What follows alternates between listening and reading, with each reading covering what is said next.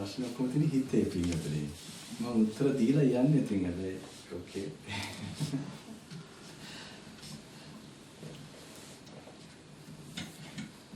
භාවනා කරාම කිසි ප්‍රශ්නයක් නැතිනවා.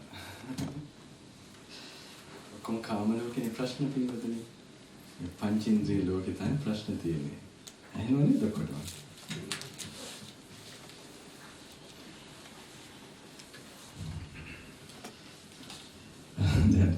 මම වයි කොම්ප්ලිකේටඩ් වෙනවා නේද? ඔක්කොටම සිංහල තේරෙනවද? ඔක්කොටම නෑනේ. ඔක්කොටම ඉංග්‍රීසි තේරෙනවද? Everybody understands English, no? ඔක්කොටම ඉංග්‍රීසි තේරෙනවද අතන? කොහොමද? මට පස්සේ තියෙන්නේ කමන්නේ.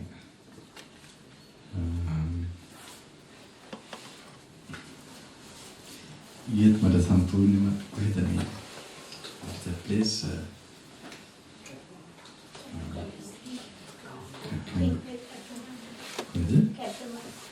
we here Kampala Canberra ne Canberra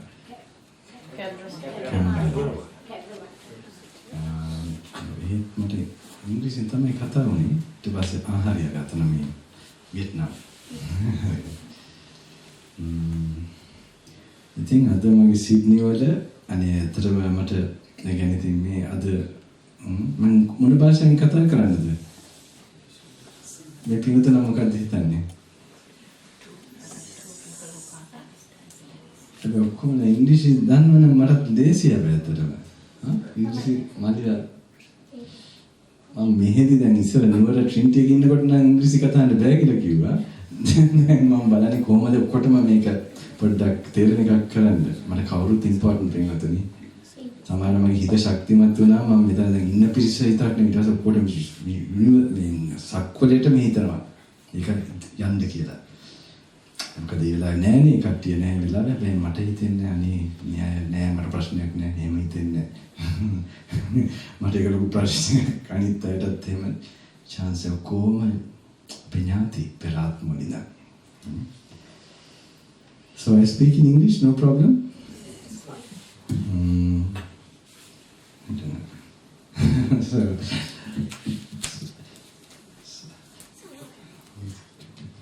Thing is, I thought today I'd come and do a silent meditation. Because I'm not, sort of, now it's enough for me. Normally, I think 2 hours people meet and they have a 3-day retreat. Nobody knows this, 3 days the vibrations will work. It will be in their consciousness. If it's not there, then there's something really wrong. Okay, it will go, that energy will go and it will be there for 3 days. I don't have to meet again and again and again. No, it's not something like that. But how many of you are new today? A lot, huh? Really? What a kind of that. Other vitai other hambune. Okay, then I will have to tell the stock. Because very important, I never thought of talking about certain things. 2012 when I came, because I want to talk about the Dhamma, the highest Dhamma, which I want. But when I realized that, suddenly this type of discourses started to come from me. But that was based on what the people currently face, which is blocking them towards liberation, mental peace. Okay, so even some of them, they realize, oh, Bhante is making the groundwork. That's what I'm doing actually. There's a foundation for this. Otherwise, you'll be hearing Bana again and again everywhere, reading so many books, but nowhere you're progressing. First thing is you have to open up your heart, my friends. Be honest, it has to open up. If it's tight and stuck, then also we don't progress. And we learn to talk to our heart and to our inside mind. So if that doesn't happen, that's also a little block. Sometimes you have to cry in front of the Buddha and open up, okay, that has to sort of pierce through. Then only that internal energy which nourishes you, and sometimes there's process of that, sometimes we are hiding certain things, and we don't want to reveal it. But suddenly when we confess these things, if we can do that, it also opens up. Now how many of you stayed 1 hour? You've been waiting for 1 hour, or how is it? From 7, huh? From 7. So I am the most punctual person. So anyone, if they're leaving, if they have to leave early for some reason, please come and note, because I don't want you to leave. I will at least do some blessings before you leave, okay? Anyone, if you're in a hurry, suddenly. The thing is, I can't come. I am not like a preacher. Until I get to a certain mental meditation, I will not come out of my room. And so normally I do a program and I go to the Himalayas, so it's only just once a month, or not once a month even, about 2 times a year. I used to have breaks, and now this is the first time I'm doing but it's okay. I think something happened to me yet, but still this is not my normal sort of routine, because I can't be busy. My teacher used to tell me, when you're like so many monks going preaching from here to there, there to there, it's also kind of deterioration of a monk. Because it's not just talking a lot, even the Dhamma, and being busy-bodied, these are Bahukiccho, Buddha says, being so busy. It's also one of too much talking, too much being busy.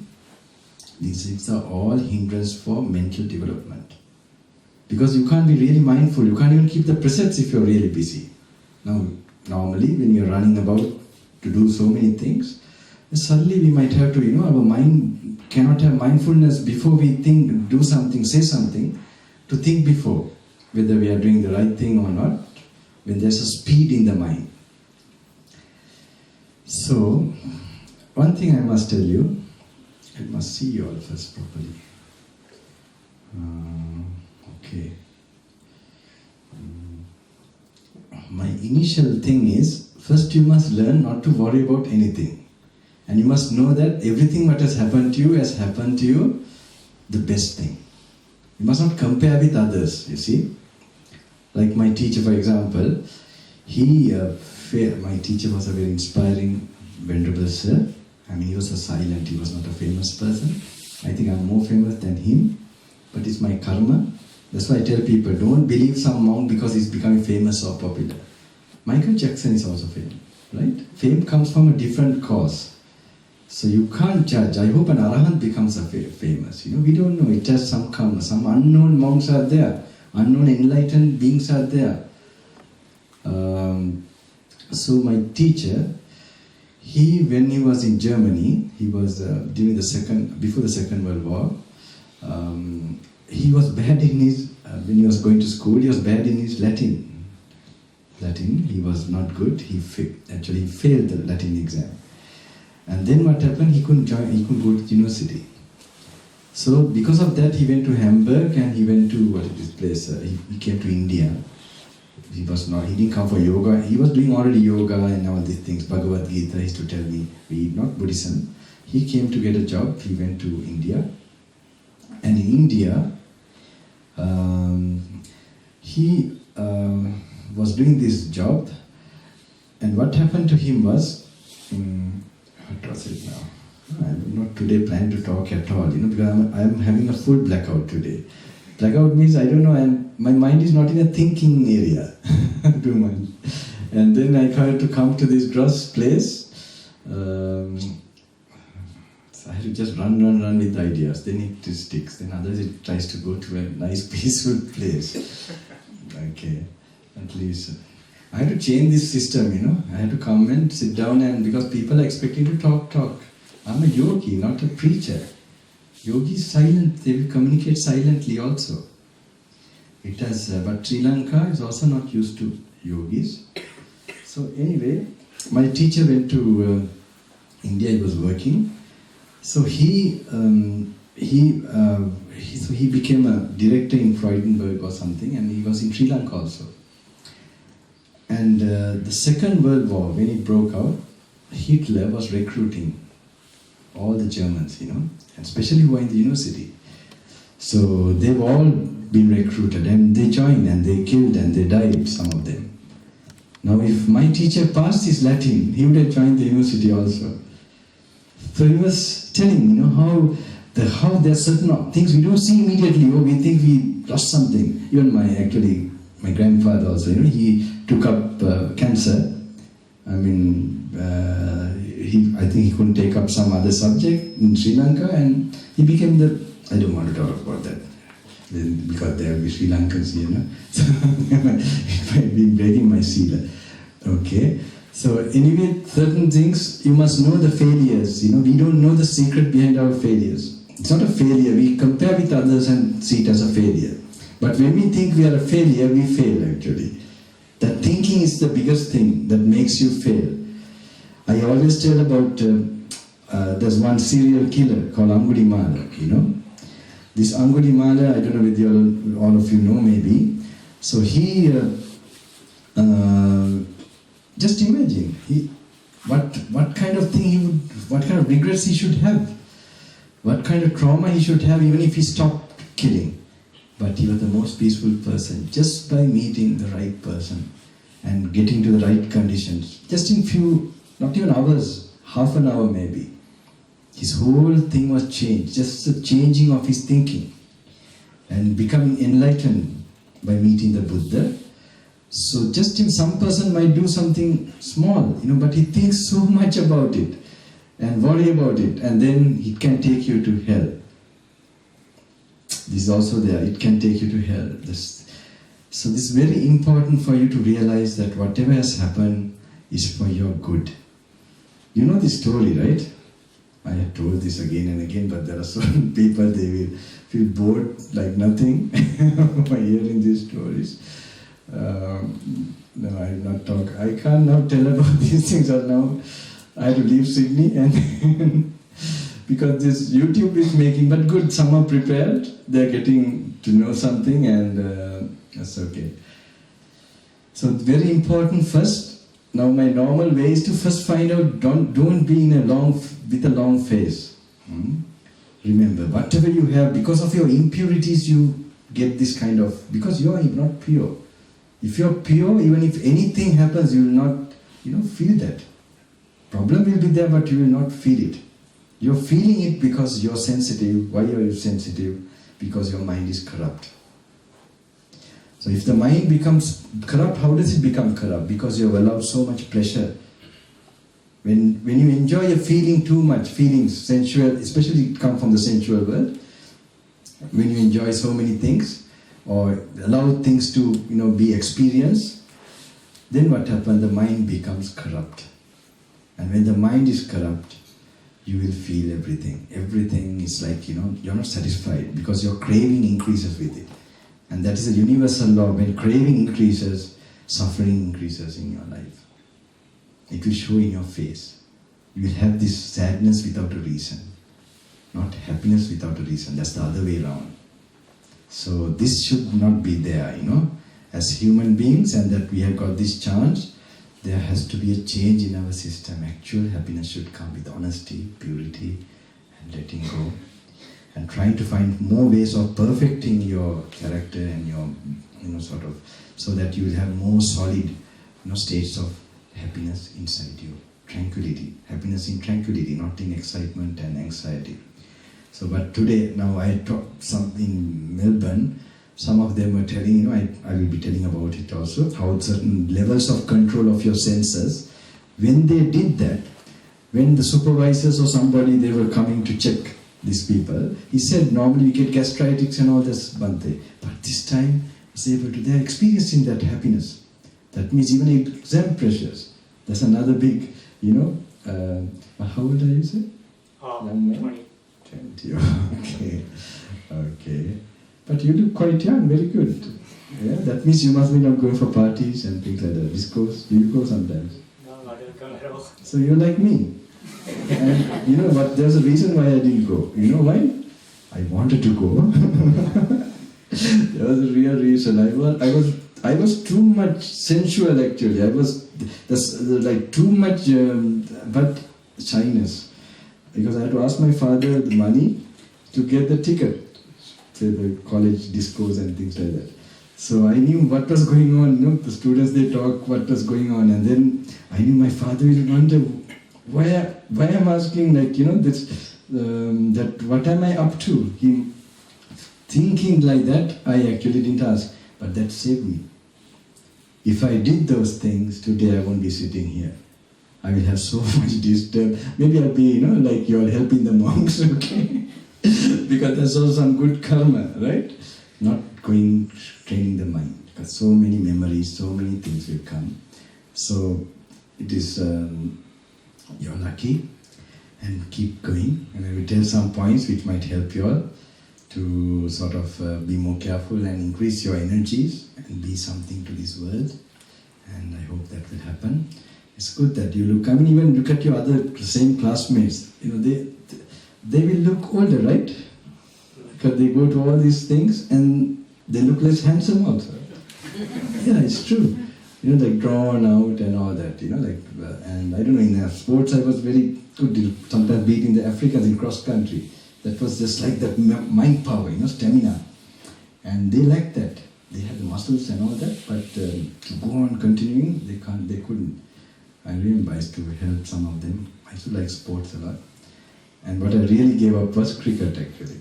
Not a girlfriend or anybody, but cricket for becoming a monk. So good.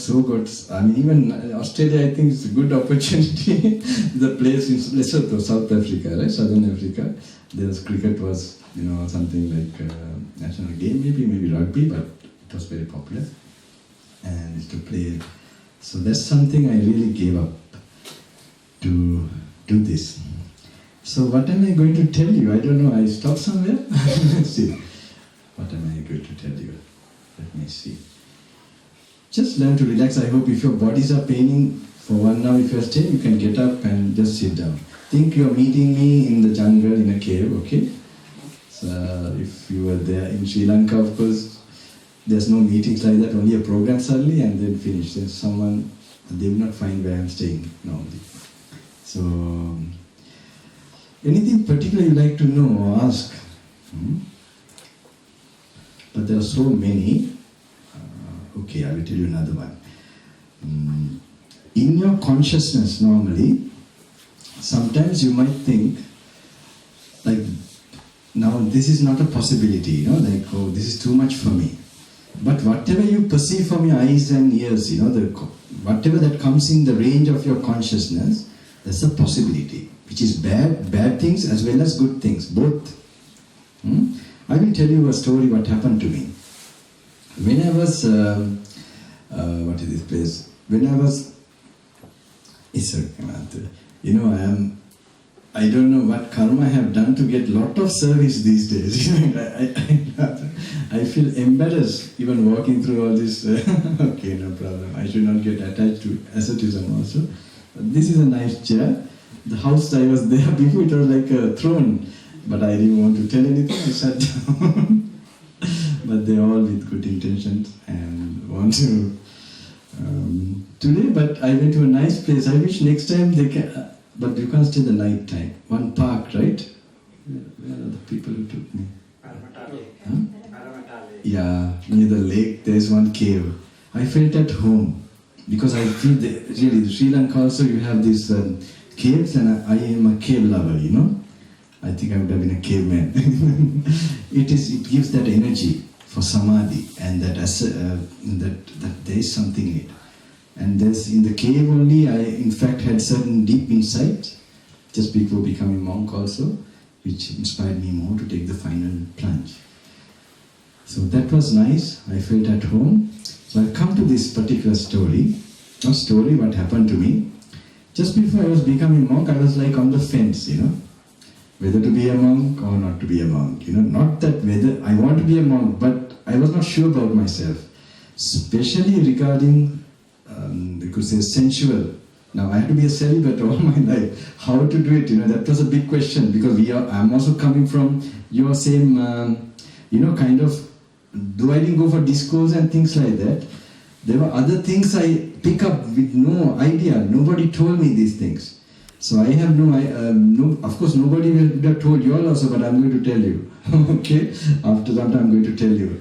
So no problem, no one will invite me next time. That's okay. But my conscience is clear, and that I've given you some tools for, that you will become great one day. That you reserve all the energy, not let the demon destroy you from before you can grow even. So anyway, this particular time, there was one very inspiring monk in in southern part of Sri Lanka. It's called Kirivera. You must be knowing Kataragame, Kirivera. Okay. So he used to stay under trees, and under the trees he used to live a very ascetic life. So as a young monk, I asked permission from my teacher. I will tell 2 stories connected to him. They both will be helpful. So I went and met him as a layman. At that time I was a layman. Upasaka. And then I went there and I met him, and I just told him, I want to be a monk, but this is a problem, He made it so simple. He said, from Samadhi, everything will be okay. You can just proceed by Samadhi and everything okay. But when he said like that, I was okay. It gave me confidence, because his personality and everything, it made me feel, oh yeah, it's so easy. And then what happened, he went, there is, in the Kiri Vihara, it is called the Chaitya, with both sides there are, who was selling flowers. You would have seen the village girls, they are selling flowers, and there's the pathway in the middle, with the sand and all that. So he was walking, just in between, like from the middle, both sides of people are coming, and this one place he was walking. It was so inspiring to watch that. That was so focused, so inwardly, this thing, and with the meditation object, you could see him like floating, and just, it was very inspiring to watch. When I was looking at that, I was thinking, oh my goodness, this is so inspiring. But he's like one person going against the entire world. The world is going this way with all sensuality and just a thing. And then he's going against the current. That's how I saw. And I thought, this is for me an impossibility. I cannot imagine this. And after 6 months or 1 year, I'm also going. So this, my friends, this actually, what we are saying, it's very interesting if you know about the Dhamma, Sankhara Pacchaya Vijnana. What we, Sankhara, what we, mental formations we have made, the intention, what we have done to about how we perceive the world before, that creates the new consciousness. So then we get the area we associate and so on, and then, so even the negative ones is a possibility. So I will tell what happened in the same monk regarding these negative things. So this same monk, now I'm going to some new topic, so it might be interesting, okay? Whoever listen to me. But I want to cover the points, and whatever that's going, the sharks that are going to catch you, I want to make you see them. This is my main job. Especially for the ones who are from age of 14 onwards, and also older ones who didn't manage to do it, okay? So, then what was it? No, okay. So then I was a monk, okay? I became a monk, then I stayed with my teacher, and one day I asked his permission. Now, I had not gone out very much, to pay my respects to this monk, because I was I'm grateful that, I remember who helped me, who encouraged me. So I thought, I asked my teacher, Bante, can I go and visit there's one venerable, that who inspired me, can I pay respects and come? So he said, okay, you can go and come. And so I went. So I'm not novice, I was already ordained 2-3 years, but I had not gone out like that very much from the monastery. So I went there, and when I got to know, I was just thinking, has he been staying all these years under trees still, Just to think that someone has done so much asceticism. He has been living like that. So I found then the devotees who I met, they were telling, like sometimes he talks alone. So some are telling he's talking to the devatas, some are telling he's talking to, he's mad or something. So both two groups were there. So in the evening I went, they told me something like that. I think he's talking to the devatas one day, and others, someone told maybe he's mad. So anyway, I met him. When I met him, he gave me inspiring, discourse, and late night. And then I went back to my dwelling. He's still staying under tree. So I was staying in a place like Upasaka, not like, some holy people, I would say, they were staying there. So beside that particular room they gave me, the other side, there was a TV going on. A lot of the TV was going on. And I was trying to read a Dhamma book, and I was feeling, what is this? And they're still watching this TV. And then the volume was low. Still, there was like the pictures I saw was going on. From their small window. I don't know. Something prompted me to see what are they looking. Why are they still sort of? So I got up and went and I just looked like this, and in front the TV was there, and these people were maybe the wall seated. They were looking at something very bad. When I saw this, it gave me a shock, because as a young monk, I also thought, if I just saw like that, also my rules would have been broken like that. I was very concerned about my sila, sometimes paranoid about it also. So anyway, I got a shock, and I was laying down, like frozen. So I was waiting until it was early morning to quickly go out of that place and tell that teacher, that monk also what happened and like this. So at about 4:30, I left that place and straight went to where he was staying. So then he was doing walking meditation, and I was in a hurry to go so we were waiting until breakfast. We got breakfast, and then after that, I was still waiting, but I found I couldn't tell him anything. After breakfast, he took me to under a tree. He sat down, and I was paying my respects, and I was about to say, then he just started speaking out, looking here to the sky like this. Now, I never saw that previous night. He was telling like this. What was it? In Sinhala language, he was telling, Kamesu Michachara Sikshapade Parisangenda. He told like this. Kamesu Michachara Sikshapade means celibate vow that I have taken, to be careful in that celibate vow. I should be careful. Now he's just telling to the sky, I should be careful. He was telling that, like somebody's talking, I don't know. It's like tell him that for him to be careful in the celibate vow. And previous karma is taking place now to him. This is how we said. And that time I had a plan to walk also, like my teacher gave me permission, and like wandering for a few days I was planning to do this, because I didn't tell anybody about it. Just do it and go back to my teacher, because under my teacher we can't go again like that, here and there. So anyway, I was having this in mind. Then he told, Charika Vyanda Balagadine. That means he told another thing he told suddenly was that he's planning to go on wandering tour. Tell him don't do it this time. And he's doing that because of his previous lives habit. He told like this. But when he told, now initially I was I'm not a person who get angry actually, very much from this. I had some change when I was 18 years old, and this is how all this started. And after that time, anger was not very much an issue for me. So that time I was a little bit irritated, I would say, with the people that, who were doing all that. I thought they were pretending to be like holy, and they were doing like this. I was having these thoughts, how these places have become deteriorated. I was thinking, Now when he told like that, I got a different picture. That this is my karma that I am getting, the vision or some experience of a bad thing happening. So this now I understand, Chakku Vinyana, eye consciousness, comes out of your creation. Sankhara Pacchaya Vinyana. How the Paticca Samuppada, Sankhara Pacchaya Vinyana. So that means when you see something wrong, you have that nature. So that was so helpful for me. And then it's true that going walking now, I also want to put a little walk, right? This is like fishing water for me.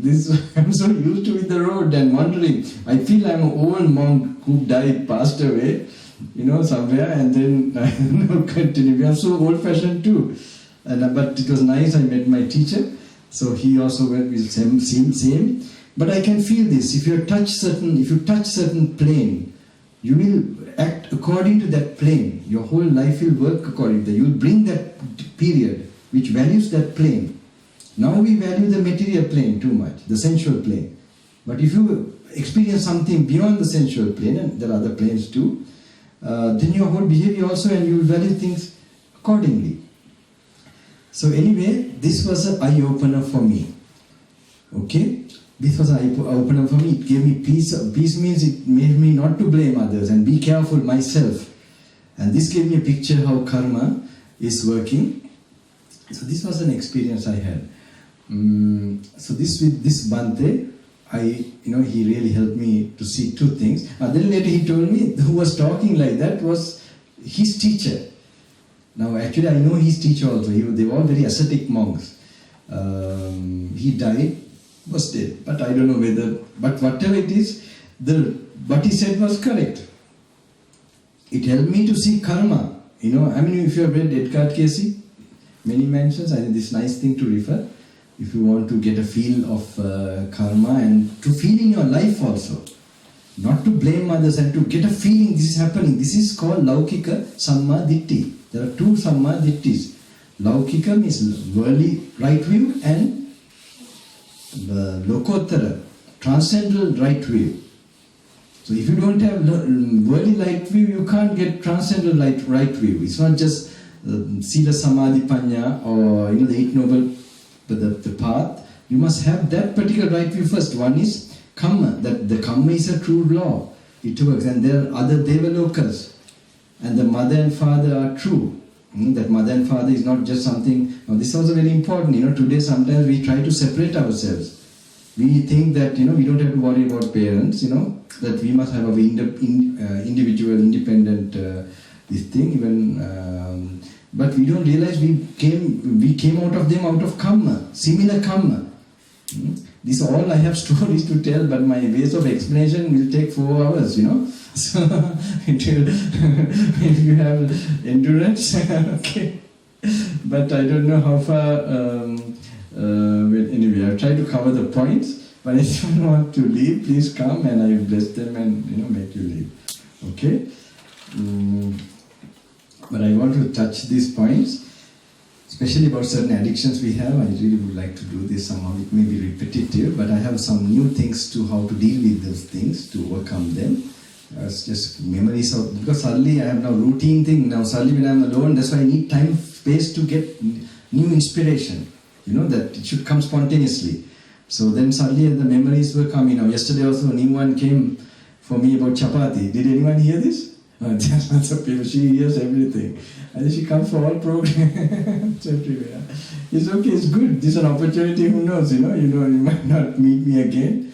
Maybe you'll hear that I disappeared in Himalayas, there's a possibility too. I have no big plans. Now next is Kailash.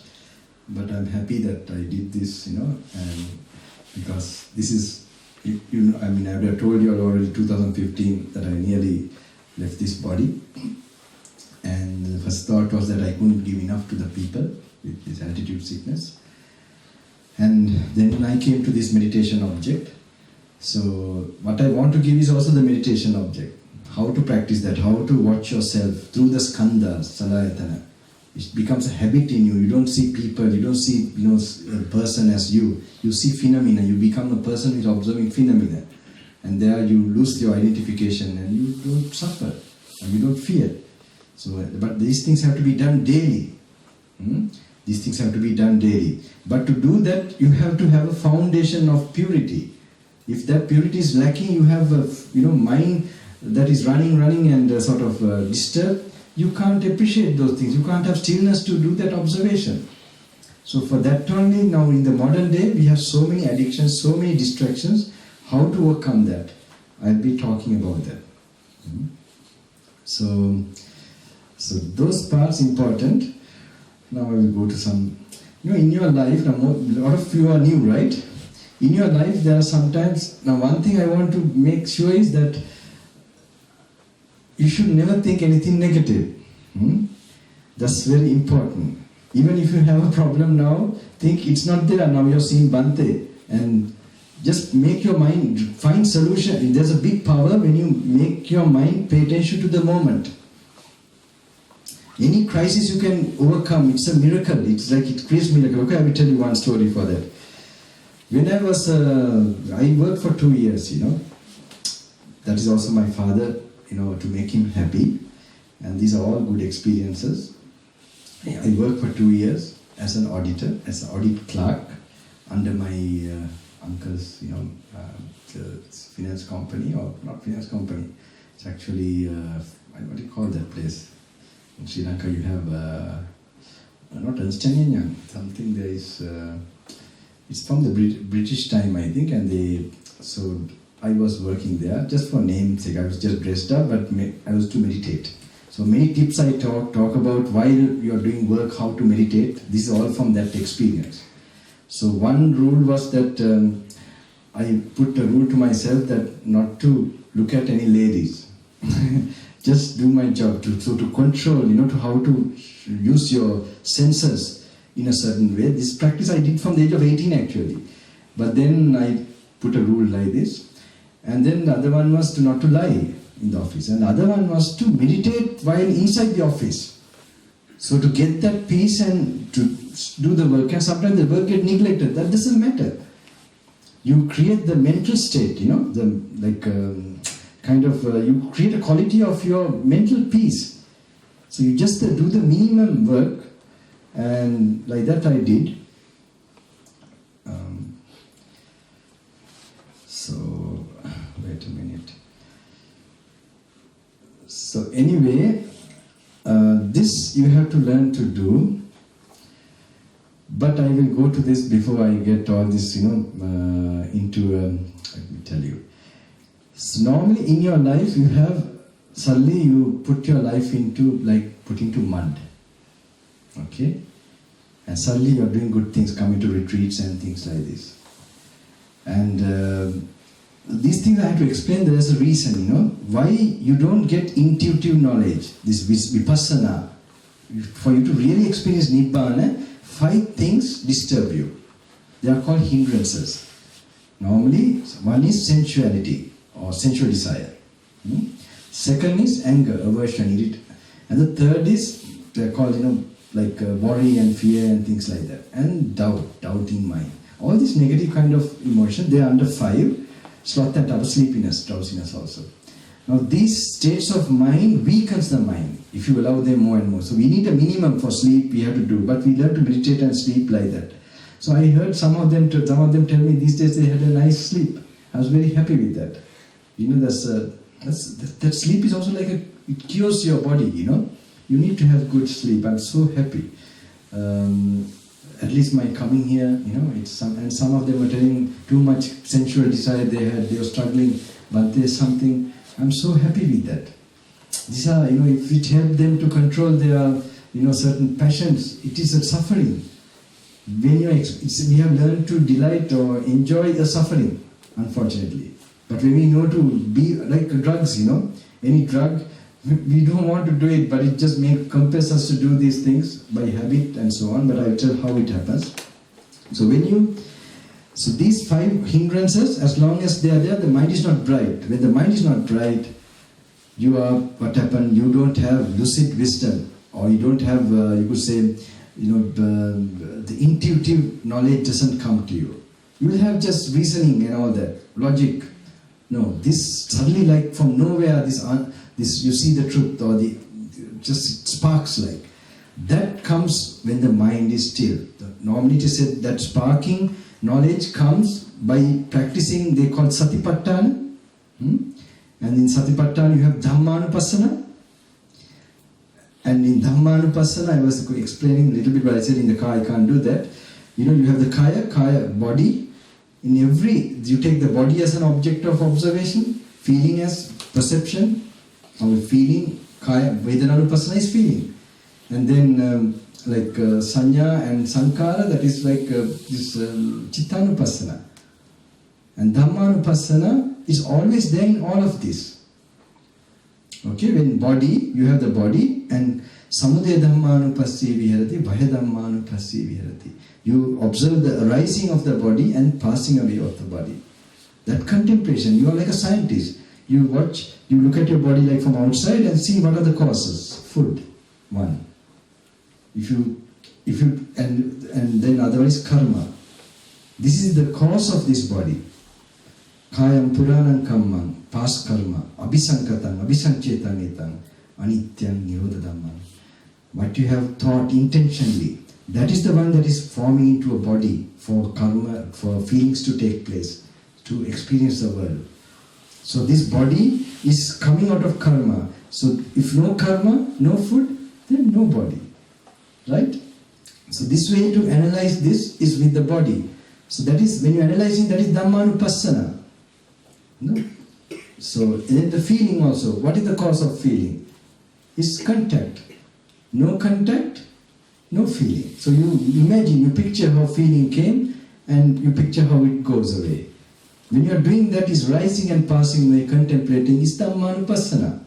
Okay, if you want to quickly understand what Satipatthana is. So to do these things, you may do it now also. But if your mind is not bright, it doesn't happen in a very, where you will have enlightenment.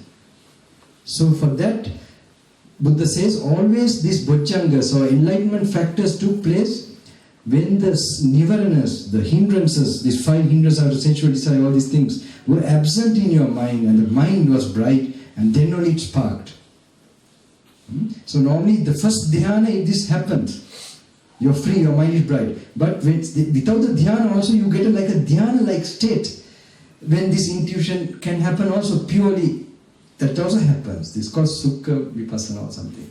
Okay? So this in practice, this could happen. So now I'm coming, why I'm talking now regarding sensuality, because you're going to miss the bus if you don't clear these things. Someone may explain to you Satipatthana. Now this is the first time I'm explaining this, right? But I'm just touching that to come back to the point. Now if you're going to watch TV, you're going to, now especially with the internet, everything is going to drain your energies. And you're never going to have that deep wisdom. So I will now explain slowly. Say in your life, there are sometimes suddenly you put your life into mud. And then suddenly you are doing all these good things, like coming to programs and doing good meritorious things, going for. Now when you're putting to mud means what? You're doing something which connects with defilements. No?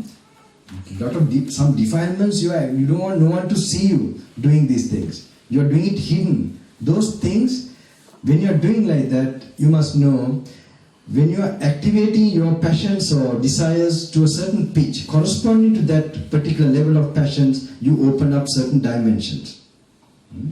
So in those dimensions, those dimensions get connected to you. Those are invisible beings. Okay?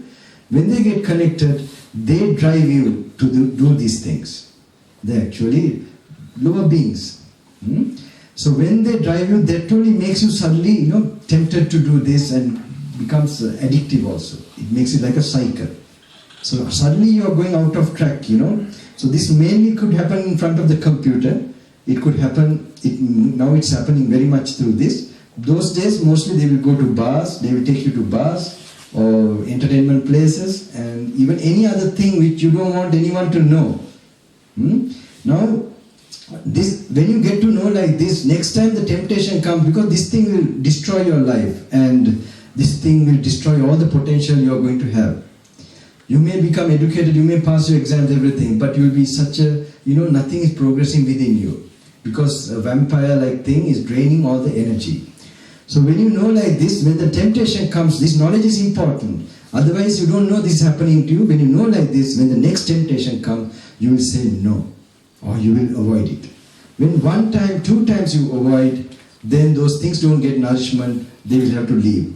And those holes in your character get patched up. So this is one thing, okay?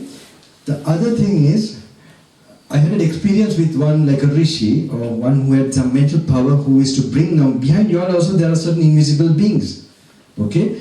Now in this program I don't know, but in Melbourne something happened, I don't know whether you all heard about it, no? Okay, don't worry about it. I hope it will not happen here. So it's, because now not only you all are coming, your ancestors and other things are also coming. You don't picture this. I hope you don't need to picture them also, because better not. So anyway, these people, but who will come here, bring you here is definitely good spirits, good goblins, good elves. They are not. They can't be bad ones. It's not possible for them. They feel like burning, even in the parameter like this. They are told like this. Interesting. But anyway, this particular person who had this mental power, I witnessed this. He used to bring those beings into the body of the person, and that person is unconscious, and he used to get information. So when I was there also, I saw this. That some parent has brought the son or big son, who having some like he's always in the computers. He's always what was it? I don't know.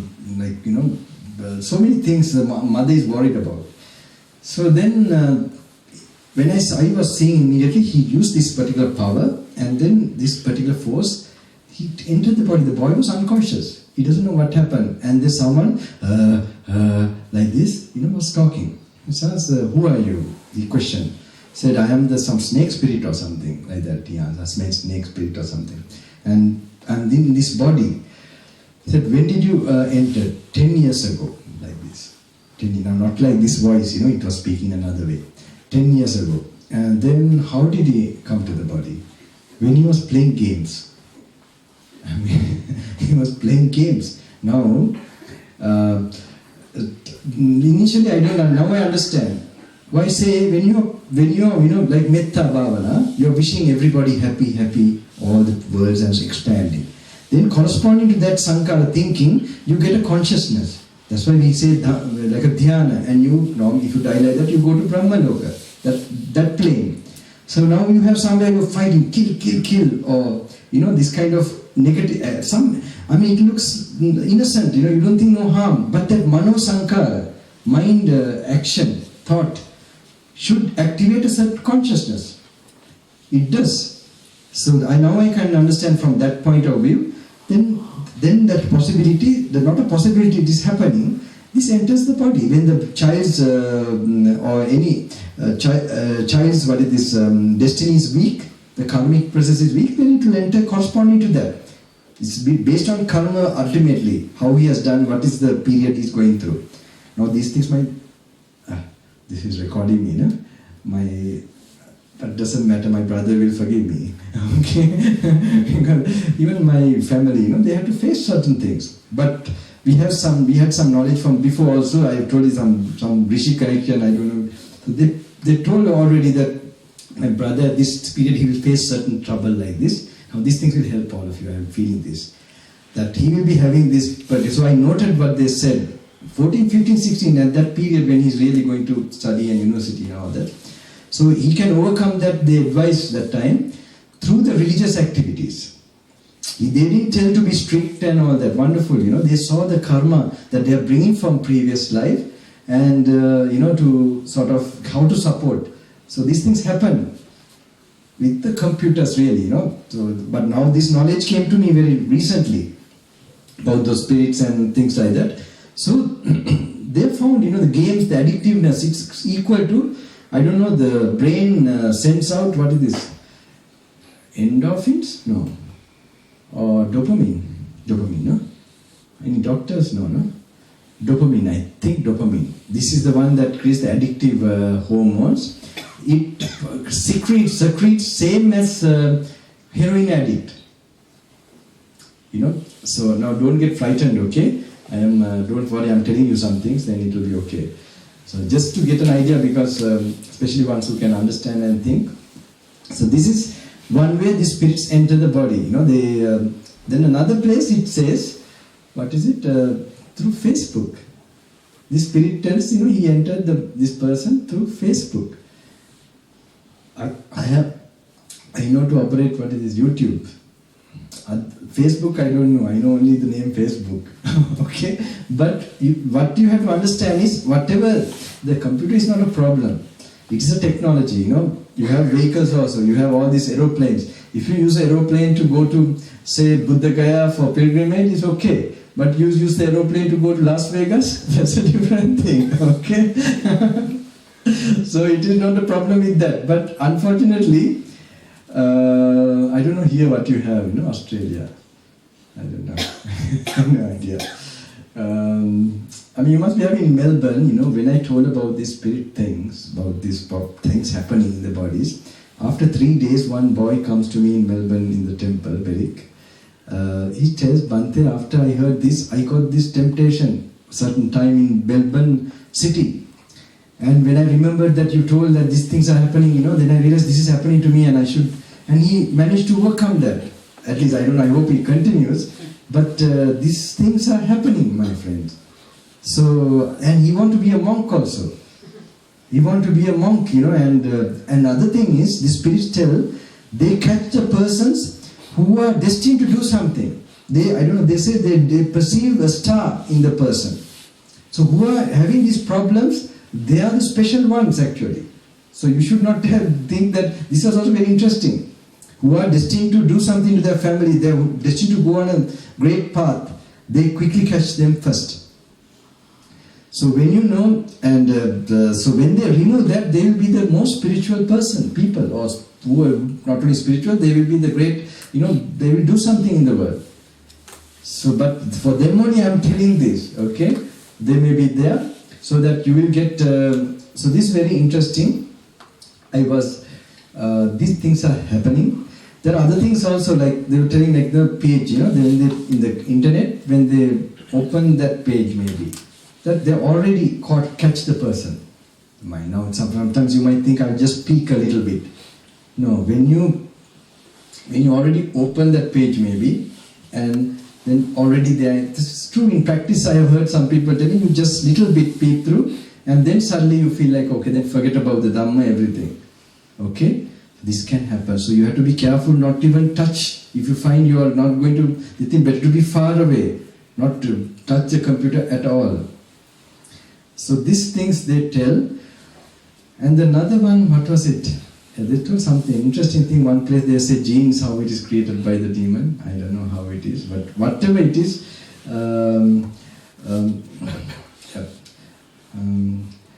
so also it's bored for me, but this is top thing I have to tell, because it should help you all, any one of you all, if these things this tool should help you. So the other one is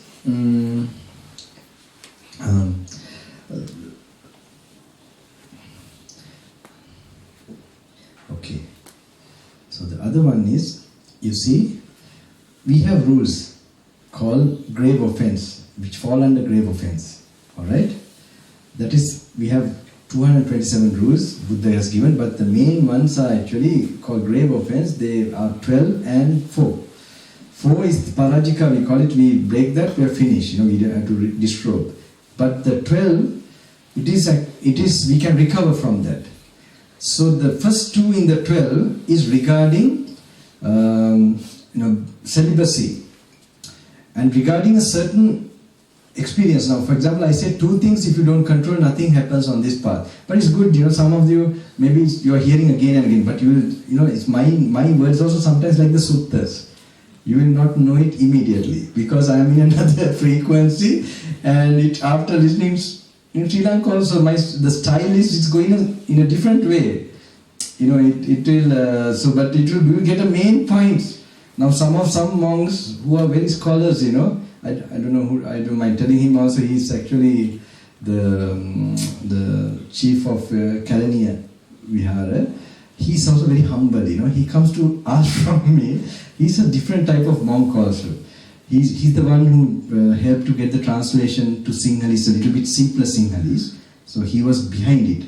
And they are scholars, When I told about this, what I'm going to explain to you all, he was surprised, because in the suttas you have, Buddha has told these things, but only when you practice, you get to know the exact level of function, level how you must practice. Now, like Bruce Lee explains a kick, how you kick a certain, but unless you practice and learn the force how to this thing, you will not know about it. So when you practice these things, you will know exactly this is what the level, this is what others. You just read it won't do. So anyway, when I explained to the Bante, that one, Mahatera, and they now sometimes they come to Buddha Gaya searching for me. Maybe I have new points to explain about these things. So they said, then they got to know. Because I explained like chutney is more damaging than non-veg. In India, non-veg is like, you have done murder. They are so much, but I tell tasting is more damaging. So two things are important to control. What is the tongue and the sexual organ. You can see the red and the sensitivity. So even if you think of food, your reptilian brain is working. Two parts of the brain is there. One that you think and analyze and so on, and the other one is the reptilian brain. So when even if you think of food, even it works. Not only think, you even see or hear about food or something. I don't know, any sense you get to know about it. This will be working. So without controlling these two, nothing will happen on this path. So these main rules are given for these two. Not to eat after 12. Another thing is to eat one meal. Another main thing is to contemplate while eating, not to taste the food. Now very rarely we do this, So anyway, these two, so the one important thing is, now I told you about grave offense. They explained the two things. The Buddha laid down these rules after 10 years of his, this thing. Only when these things cropped up in his Sangha, before he didn't lay down. Only few people were breaking this rule, breaking the celibacy, And this particular few people, this in the society also, it was not happening too much. But today, it's difficult to find where it's not happening. Okay, I will tell what it is also, because it's important. So this is, now that's why these rules were laid down for today, for the future. Now Buddha's time, so we are reading the original suttas, but we are not studying what is going on and comparing, relating it and getting an idea where we are and what is the next step we must take. So there are people I meet who are doing all these incomers and, but they secretly tell me, Bante, what about this you are telling? I said, oh, it's a big damage, and I explain to them. And then they understand. And but some of them are also 70 years old, some of them are like this, they have not, no one has told them. And so this one, this reptilian brain, now this particular thing, especially with the sensual things, when you experience a peak experience, okay, this is how I can tell, because I can't talk about it in direct ways, you better have to guess it, like now in sexual matters, when it reaches a peak pressure, more the pressure, the more the energy loss, this you must know. So at a peak level, the brain, the reptilian brain, the MRI scan shows the reptilian brain takes over the entire brain. The thinking, the analyzing, the meditating part that we use, that brain gets shut down. So I was just, when I got to know about this, I was thinking how the Buddha has known all these things. Just imagine that is in medical science and these machines that show this, and then how that he would have known this and how he tells that it's grave offense. Because not just for his organization, it's for our protection. So now it's interesting, in the West, there's a group knowing this particular thing. They are doing it, it's funny, maybe some universal intelligence or what, I don't know, guiding these people. I was surprised that they refrain from doing these things for 3 days, 1 week, 1 month, like that. They count the days. It's a difficult thing, of course, in this modern day. But then they are, gathering that strength, the energy. And then all the possibilities for attaining meditation and other things become possible. Otherwise you have this dark side in your life, and then you are not going to have any change in your life.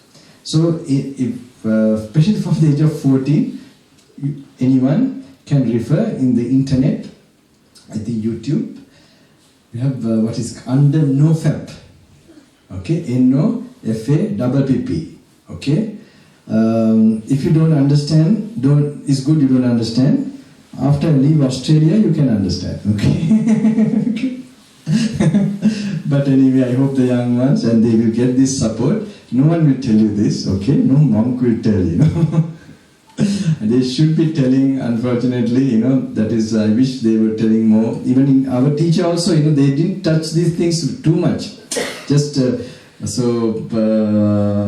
because the thing is, you must see the benefits of this. Now when you are practicing, when you are sort of refraining from these things, and day by day you are gathering energy, there's a type of energy. Now if you have greed, hate and delusion, hormones are secreted in your body, okay?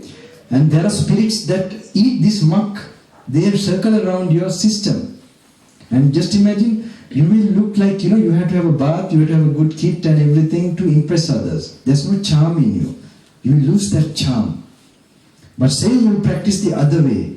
When you are refraining from these things, certain basic underlying hormones start to build up. Now these particular hormones are called Ojas and Tejas. Now that Ojas and Tejas is a Sanskrit word. This actually normally travels when you are tranquilized, you are meditating, and when every moment of that level of your mind, the secretion in the body takes place. You must know that. That's not a normal thing. A moment of meditation will be producing something in your body which is positive and medicinal. So when that happens, it goes into your brain and it opens the cool area of the brain. Now some people think we have a lot of work, that's why we can't meditate. No.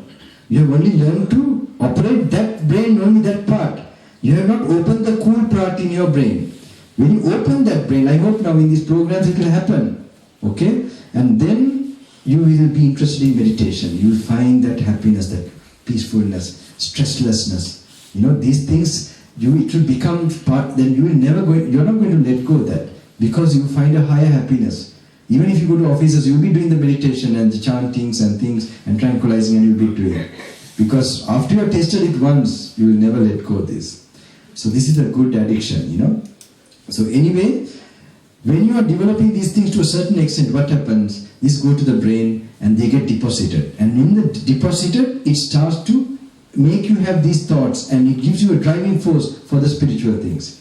Now normally I say people who have this problem, now he told me don't tell about me Bante, not here, but I'm not going to tell about them.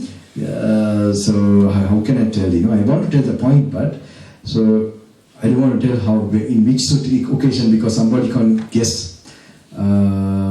So they want to go for retreats, but they don't have the drive for the meditation. They have lost the energy.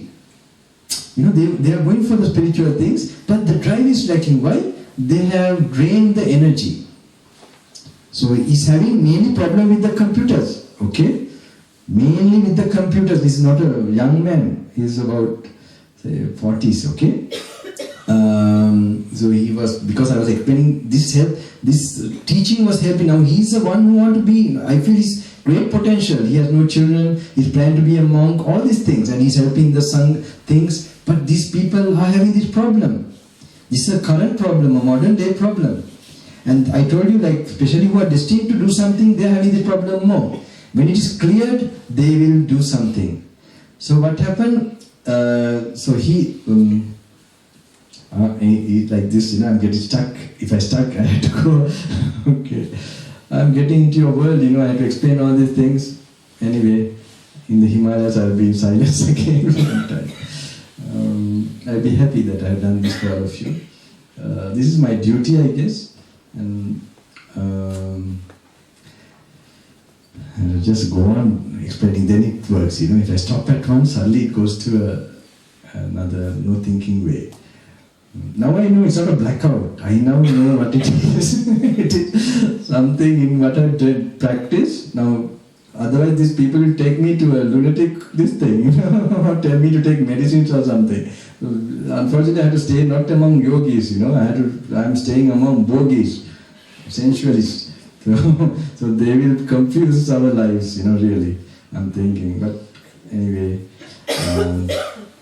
so where was I? Okay. So he was having this problem, he was telling me this particular problem. The other thing is he was addicted to, he was telling me, like he tried to break the password and things like that he was telling, with the computer.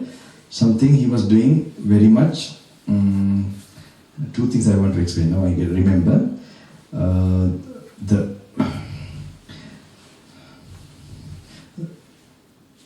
So when you refrain from this when this gets deposited, the ojas, then I told you that this happens. Now when often this goes to your brain, very often, you get a shine in your cheeks and forehead. So I normally tell, don't lose this shine. Don't lose that charm, that handsomeness. I mean, I have told many times, like, you don't have to use any cosmetics, like from your vanity box. Right? Okay. English is nice language sometimes. It's very philosophical also. Vanity box. Can you imagine? I don't know how it just conveys the exact meaning, Vanity box, Once in India, there were some ladies, they suddenly came and they were all with a lot of lipsticks and things like that. I don't know, maybe they were going for some wedding or something. And I just asked them, are you happy? They said, yes, sir, we are happy. And I said, your makeup is happy, not you. It was like that. I saw all like dull looking, but only the makeup, I used to notice in the office also, I was very observant about people. So in the office also I remember, some of them, they are just like a dead body. First thing, there's no aura, no shine. I can imagine what they're up to. That draining of these energies, and by worrying also. And many ways we can drain our energy. And suddenly when we are really draining our energy, we suddenly go to escape through the senses, sensual thing, something. Because sometimes we get like small whiskey a little bit and then, forget about it. So whiskey could be in different forms. So this we have to know that we must rely on the Buddha, we must rely on the, Dhamma to get any solace from any problems. And we will get, that problem will be the one that will bring gems out of us. So very often, this particular gentleman, I will give you this exercise. He was facing some problem, an addiction, through the internet.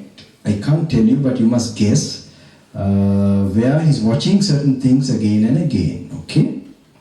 Now, you might not want to ask this question, but I'm going to give you the answer because you'll be more too embarrassed. Sri Lanka is also like a rigid country, unfortunately. And rigid, hidden, hypocritical, but I'm sorry. It's a great place, that's why we were born there. But I just want to make you great again, I hope so. This is my dream.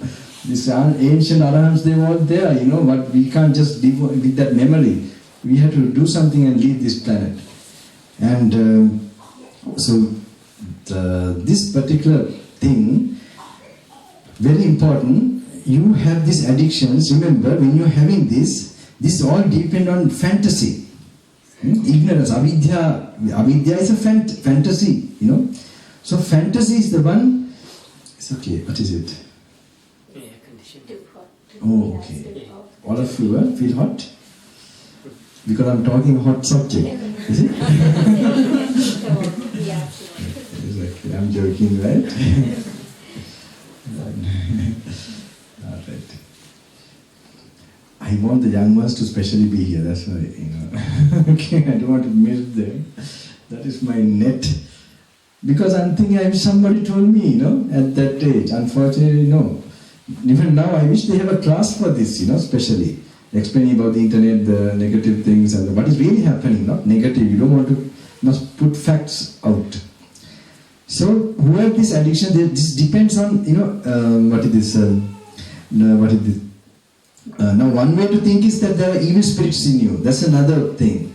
But another way is, now you remember something to watch again. This thing that you want to watch again, this is a fantasy. Certain thing that delights you immediately in your brain. So normally it does no end, So now how to break this? So when you are driven by it, suddenly you want, and then your mind, I told you, reptilian brain is working, no thinking. There's a way. You must break that surprise, that what makes you surprised, That thing how to break, when you don't have the drive, when you don't have that temptation, when you're calm, waiting, bring that up to your mind. Okay, right? For example, now you're frightened normally to do that. What we do now, forget about it and I don't want to do. But then suddenly it comes up and you're helpless. But when you're calm, remember the previous occasion you watched something or whatever, okay? Bring those very scenes that you, felt very excited about. Now that is, because that fantasy or the illusion, I told you there's a saying in Sri Lanka, Athata, apple, nugget, pepper. Far away it is apple, near it is pepper. Pepper is a cheap fruit, Apple is an expensive fruit in Sri Lanka, of course. So far away, what is it? Everything looks apple, great. But really near, it's a real picture, it is pepper.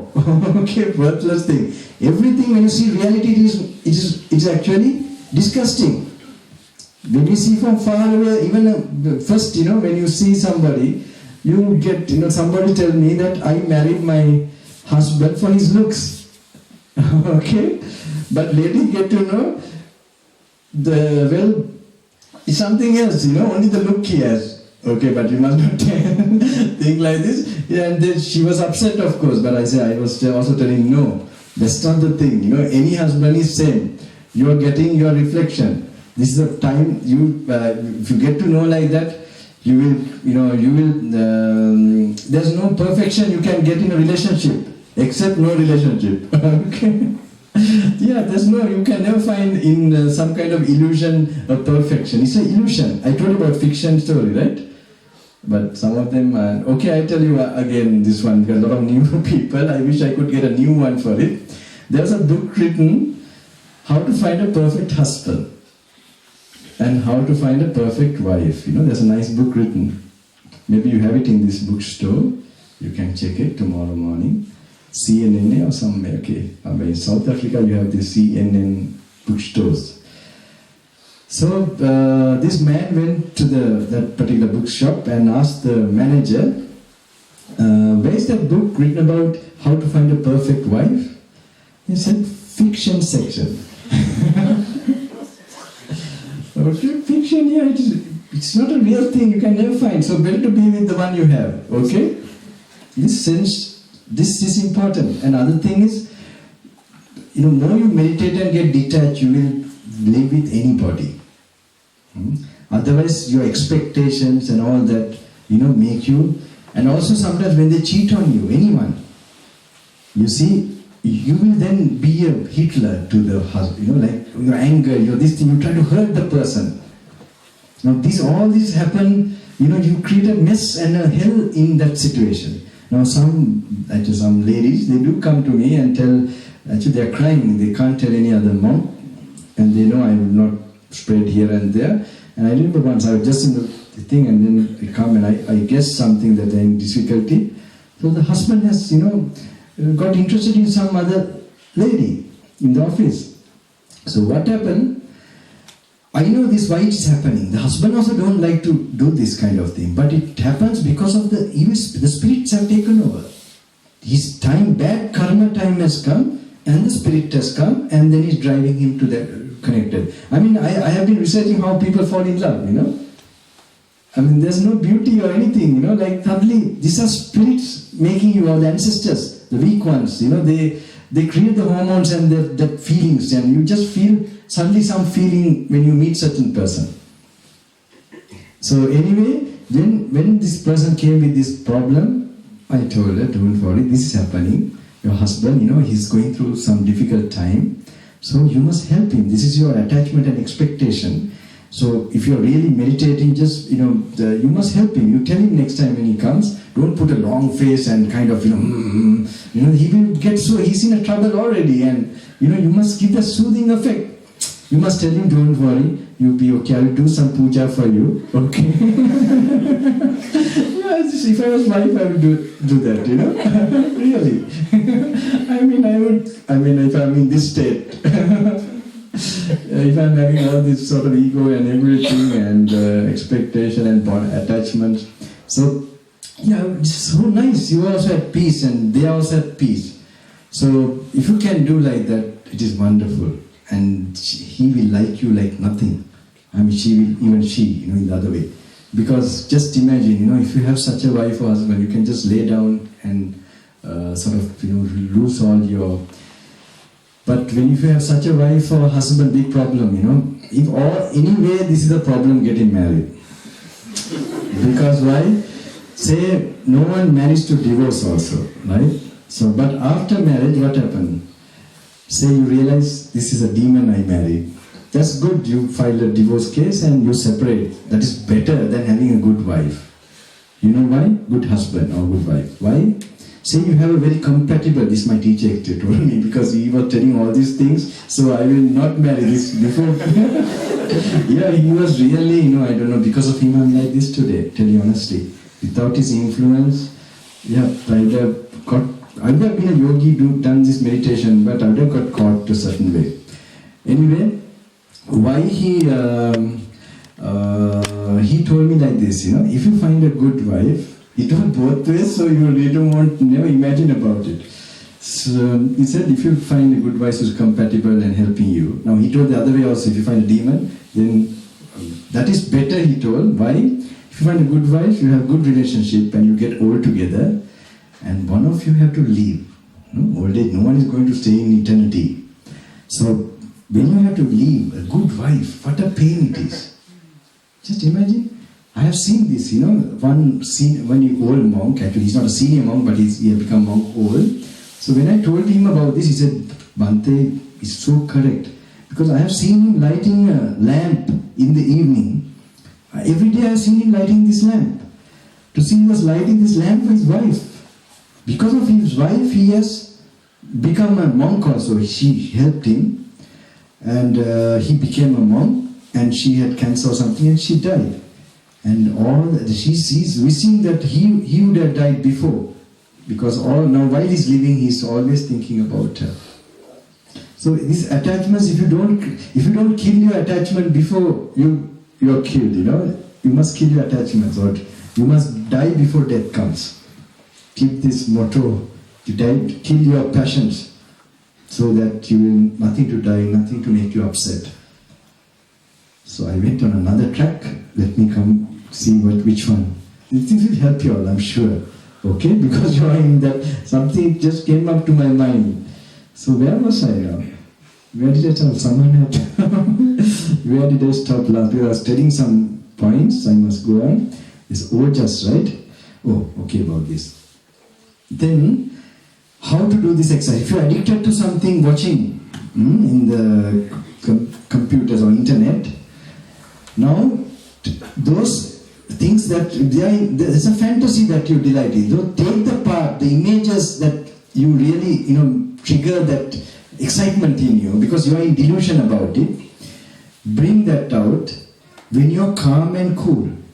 Okay, when nothing is forcing you. Don't be frightened. Remember that. Try to consciously remember, and just think what you did the last time, how you went, what you get, the feeling you got, the heat you felt. And then how you went to it, and then how you were seeing. Now this is without experiencing, okay?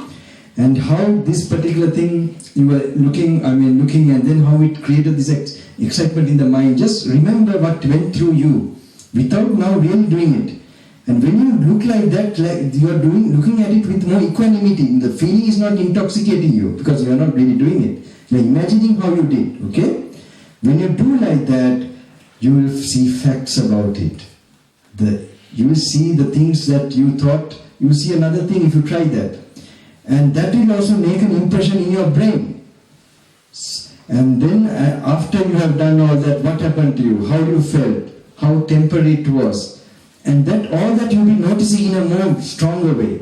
Not with the experience, because your animal brain works and you are dull and that deep Certainly, it doesn't make a big impression in your understanding. But without experiencing, when you go through this exercise, you will break that addiction because you are given the knowledge into that. Okay? That creates certain nerves functions which is going to destroy that addiction. And then next time when the temptation comes, it will be a different thing. It will be more different. You will not be driven as before. You see, it's a big difference than living not knowing about this. Okay? So these things, if you have, this is important. Then if 1 day, 3 days, 4 days, you can refrain and you can see how handsome you are. You will look more. Otherwise, you are 20 years, you look 30 years. 40 years, you look 60 years. This happens because you get drained. You look so, even outside.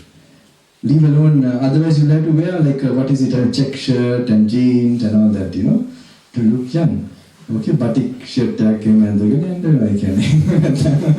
Batik ni Lanka, batik, the fashion. Sometimes old people, they would, my father also, he dresses like a very young person. Sometimes I used to use his shirts for the office. Because that was all this, so I don't tell anything to him. Even now, if you see my parents, my mother is different very much.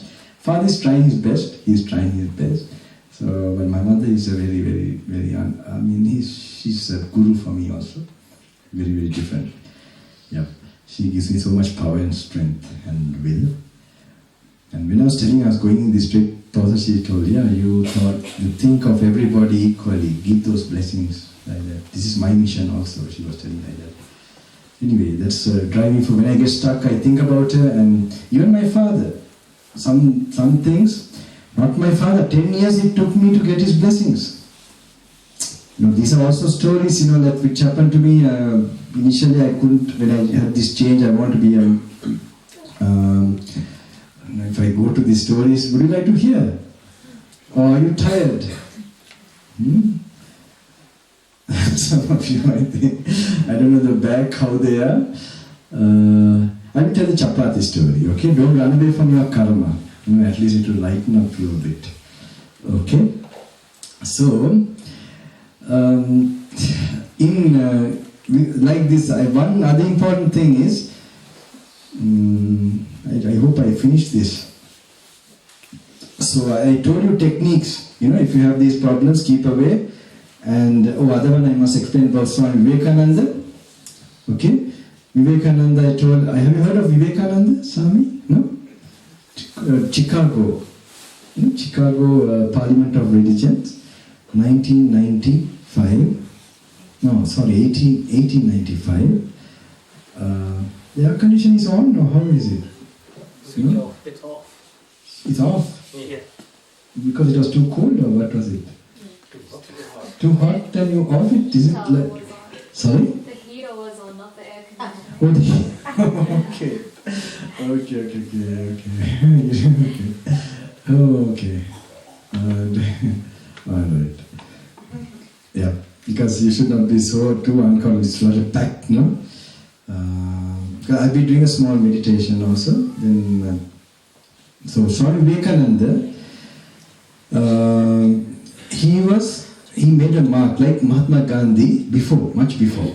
So normally those days, it was like Asia, was looked so down upon. Like no one knew about that Asia had wisdom and all these things. Like they thought they were worshipping trees and stones and things like that. They didn't know that there was rich philosophy and knowledge and things like this. So that type of period, there was a Parliament of Religions in Chicago in 1895, I think. So then who represent Hinduism, there were a few others, but this Vivekananda, he was a young yogi. He didn't have credentials and everything, but some divine thing actually guided him and he went there. And Anagarika Dharmapala was representing Buddhism at that time. Through Alcott or something, I think he was invited and then he went. So when they went, he also made a mark actually. He also got some popularity. But really the one who made most was this Vivekananda. So what happened, when there was 7,000 in the auditorium, when he didn't want to give a speech, he was so nervous. When each time came to give the speech, the moderator, when he told Swami, please give your speech, he got up, he says, and they say, his body shone. Who saw? And he told first words, sisters and brothers of America. They say his voice is like a Chinese gong, and it pierces through the heart. Something is there like that in his voice, they say. So there's no things, there was this recording, unfortunately. It would have been nice. So when he said that, the paper reporters, that's very interesting to find, I think Chicago Times or this, the reports are still there. It says the parliament has gone mad. For 5 minutes they were just clapping. And they say one place, we paid tribute to something which we didn't know what it was. So like this, so many, and he became very famous. So later on, people ask, him, Swamiji, in an interview, what was that power? What was that power that came out of you, when you told those words? So he told, in the Hindu practice, yoga practice, for 12 years there's a practice where you remain celibate even in thought. You control even the thoughts. But when I heard this, it was too much for me. I thought it's not encouraging, okay. But I can relate to Mahatma Gandhi. He was struggling, and his experiences, it gives you some hope. These good stories is a big problem. You can have it, you can tell. Not for me. It's not encouraging, but nice to know a point, okay? So, thoughts, there's a practice like that. Even the thought, thinking of something, you control. This, for 12 years when you do, he says, there's a certain wave in your brain, it's taken away. And then the super brain starts to work. And when the super brain works, then in that only you have all this knowledge and wisdom and this energy. So he said that kind of practice he also did. And that purity burst out during the Parliament of Religions. So I'm telling the other way around, so that you get some encouragement, the possibilities that you have. It's very interesting, even Mahatma Gandhi, when he tried to, then only got this Satyakriya, idea of Satyakriya and all that. Just after that purity level, you begin to get, so if you are going to indulge and just allow, you are going to waste a lot of things in life. You're going to miss so many things, possibilities. So, there are other things I must mention, how many drops of blood makes this secretion. This is another count, these are important to know. It's such essence in our body. So this must be preserved, used for proper purpose. Now even I think marriage, I tell, it's like being a monk. Why? You focus on one person, how much that person is boring. You don't just kind of change to another. You make karma in that and complications. And even at the age of 85, you'll be marrying, and these are problems, you just start suffering. And you're still thinking you will find some satisfaction. It will never happen as long as you're having that rotten tooth in your brain. Until it is removed out, you will be having this problem. So it's very interesting. So if you go through this process of cleansing and one by one you remove, when you're old in this society, very materialistic in a way, even the East, they are now going this way, no training, no sort of correcting themselves internally. So when they're old, even care centers, or not daycare center, what do you call that? Age. I heard that, like some of the old people, they would have relationships, doing things hidden, who have been attending to them, they told me. So this is how much suffering that is. If they did this practice, yoga, meditation, and they will be wise men. And then they will be peaceful and happy. Not the insurance policy going to help them. My teachers used to tell me all this money accumulated, insurance. We are only thinking the external thing, support. But we don't know that our internal mind, when it is, not pure and clean by wisdom and detachment, we will feel suffering in any situation. We will feel upset, we will feel disturbed. Now in the jungle, 2 months back, I was in quite deep jungle actually, after some long little break. I was in one place called Kabalita in Sri Lanka. It's a national park. Inside I was there in a little 1 kilometer from my army small camp. They came and gave food. Actually there are a lot of bears in that area also. So once I was only once, because that place, even if you get the smell of human beings, they will run away because they have never, they don't come contact with human this thing. So, but one day it was 6:30. I was going to toilet. This was like in an open, of course. There you go to the bush. There's no other. So it was about 6:30. I remember. And this fellow was trying to come, from. He didn't know he was like a down valley like thing. It's coming up.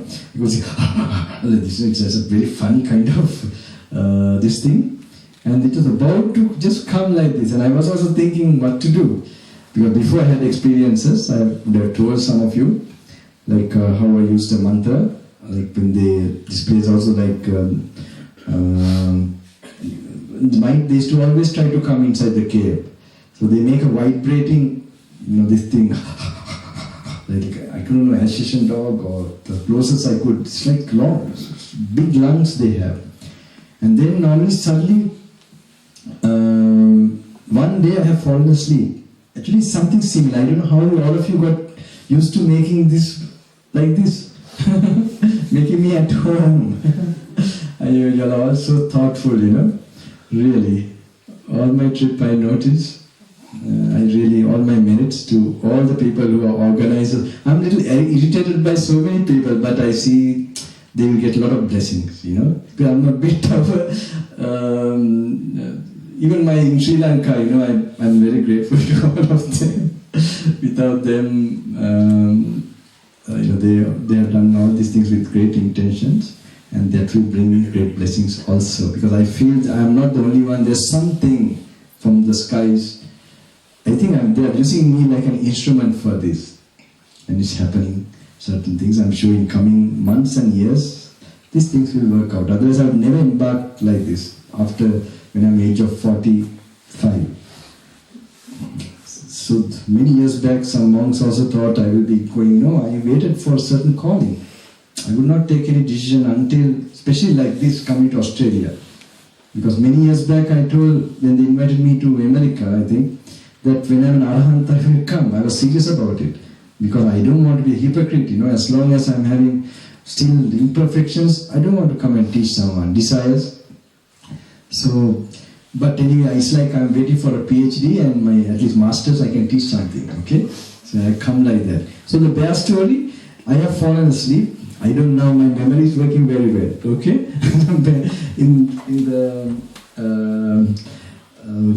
When I was lying down, you can imagine, huge caves and something same, but not soft, it is stone. These people made a lot of a stone, old ruin they put like this. I used to put a robe like this.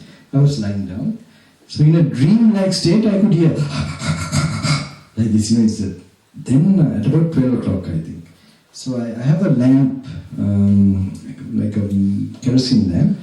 Then I just did increase the wick and this thing. And when I just sat down like this, he was in front. Said, Virupakke nimittam mittam irapate. And said this second line, just turned like this and it just flew. This was the closest. 6 months I was staying in this area with these pairs. So I will go back to the other story, you see.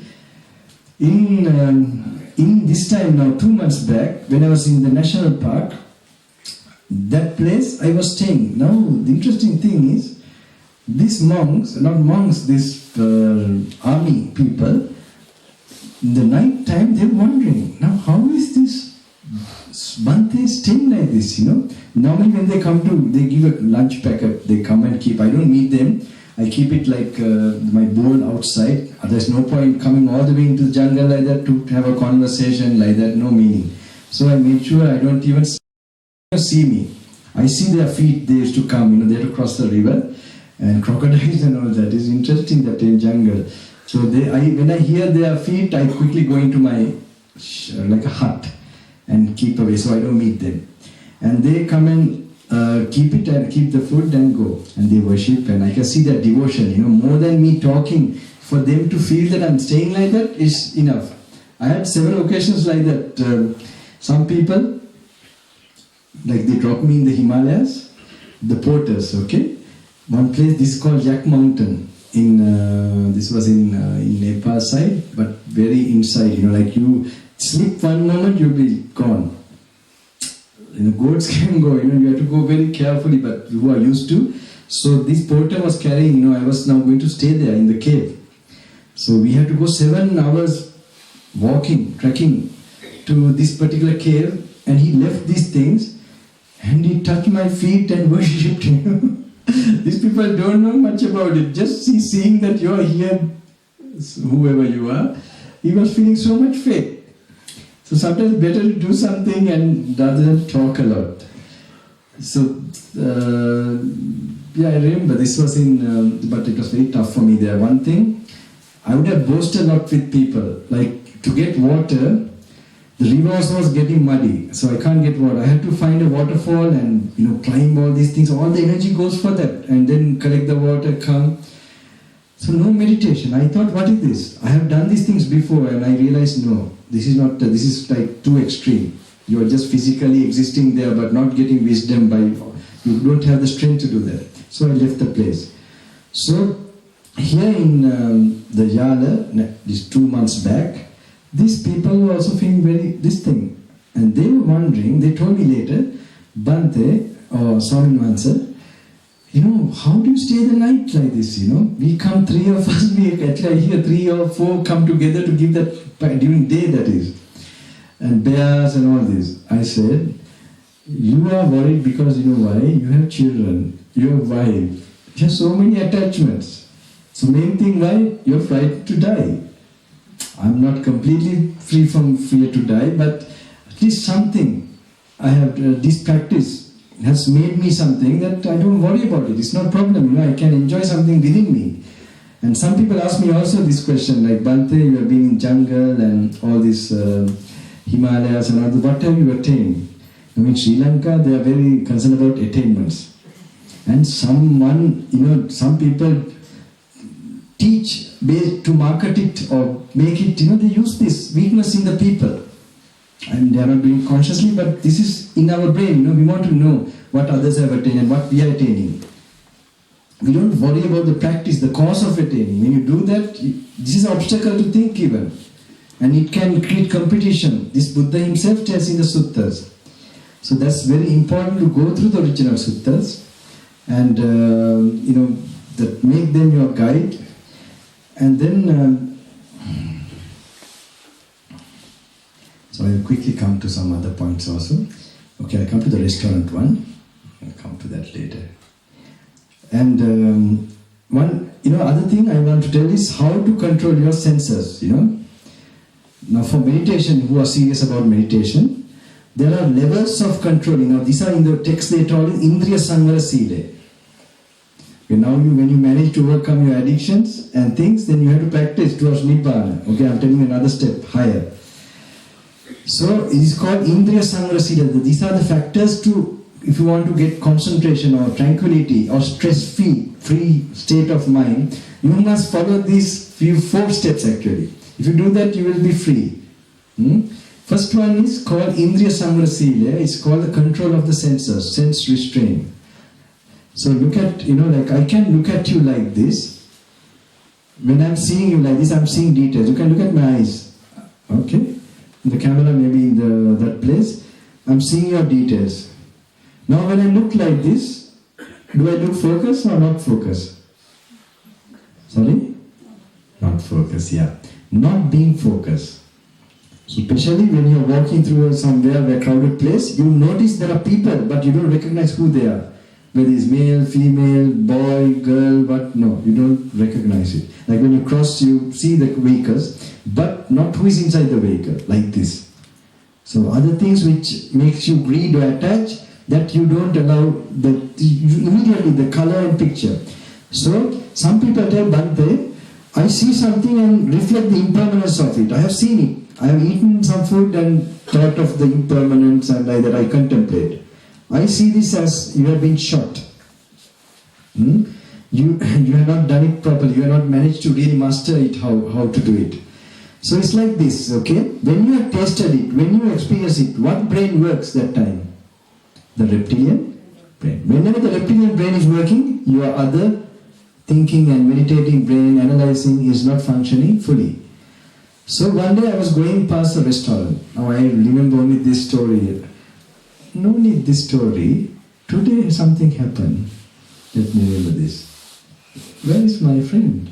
My Malli. Okay. He's a group. I had 2 good students, today actually. They are really great. Wonderful. He didn't come, I think. We went to his home on the way. But I'm very happy. One of my trip actually is another. I have not some big satisfaction. There are certain people who made use of that time I was there. So we were just passing. Okay, for practice. This is all my practice. This is all practical, my friend. This is if you really want to do this practice, nice to meet me. Otherwise, I don't think so we were passing by, and. Maybe first I tell this and then I tell that, okay? But remind me to tell this, okay? Because then you understand. Then I checked them, I asked them, did you do that? Then they were telling something. So I was passing a restaurant in Sri Lanka. People who have not met me before. So when I was passing that, normally I go for walking meditation to one hall from my monastery. And then when I was passing through this restaurant, normally I keep my mouth closed because the exhaust from the vehicles in the marine drive in Sri Lanka, there's no control, carbon dioxide so much. So I keep my mouth closed and then go because it will strain through my nose. So when I was walking, suddenly passing this restaurant, the smell of the food was going to come. So, but we have a practice. We have trained to do that for so many years now, where you immediately sense it and you don't allow it. So what happened? Immediately I opened my mouth. I started breathing through my mouth. So, but because the calf fumes, they are better than this. Okay, it's better. If you know the path, you will know that. So when I opened my mouth, it was going through my mouth and touching my nose. I don't know this is how they make this in the restaurants. Then I stopped breathing. And then when I was going like that, now what happens? Then the animal brain is not working. Okay? Then you can clearly think now, you don't stop from that practice. Then you think there's a fantasy, this food. You have to look at, you must bring the food, what this is. What happens when you put it into your mouth? If you go to the shop and buy it and eat it, what happens? When you're munching, how when it's touching the tongue, the consciousness comes and the feelings come. And you think it's my feeling. And then when those things you have finished biting, the touching is not happening and the feeling doesn't exist. How that is happening, you'll be able to observe. And the muck, with the saliva and everything, what is it? Now when you take the smell and the picture of what they have displayed, then this you can't think that much properly. So when I don't take the smell and the picture or what they have displayed, I can do this. You must bring that and see what it is. Then the illusion, the fantasy is removed. Okay? But I wish they put the real picture. What in the morning, in the toilet if they took a picture of it. What color, yellow color, maybe dark color, undigested. This is the real picture of it. This should be actually really there. I mean, if I don't know, meditation restaurant, I would call it. Okay? They can have a meditation restaurant, okay? You're eating for, and the smell of this thing, these are the real, this thing now, normally food, the thing that covers that muck is the picture of the food and the smell. I mean, good smell, they put spices and all that, okay? Same with, let's say, women, and for women is men, right? The scent and the kit, all right? So, because that catches the brain. Otherwise, you get the smell which is actually coming from the body. You will, you will not want to marry anybody or have a date with anyone, okay? Especially the times where you're going for a date, you have a special spray, right? You can know if someone is playing a lot, you can suspect, what is up to. Definitely, he's using extra. This you must know. So just imagine same, right? Picture. And now a very nice one boy told me, I think he studies the crocodile very well. he said is, okay, for women he was telling, it's like the shape. The shape, it's the shape. So actually it's genes and all that make shape.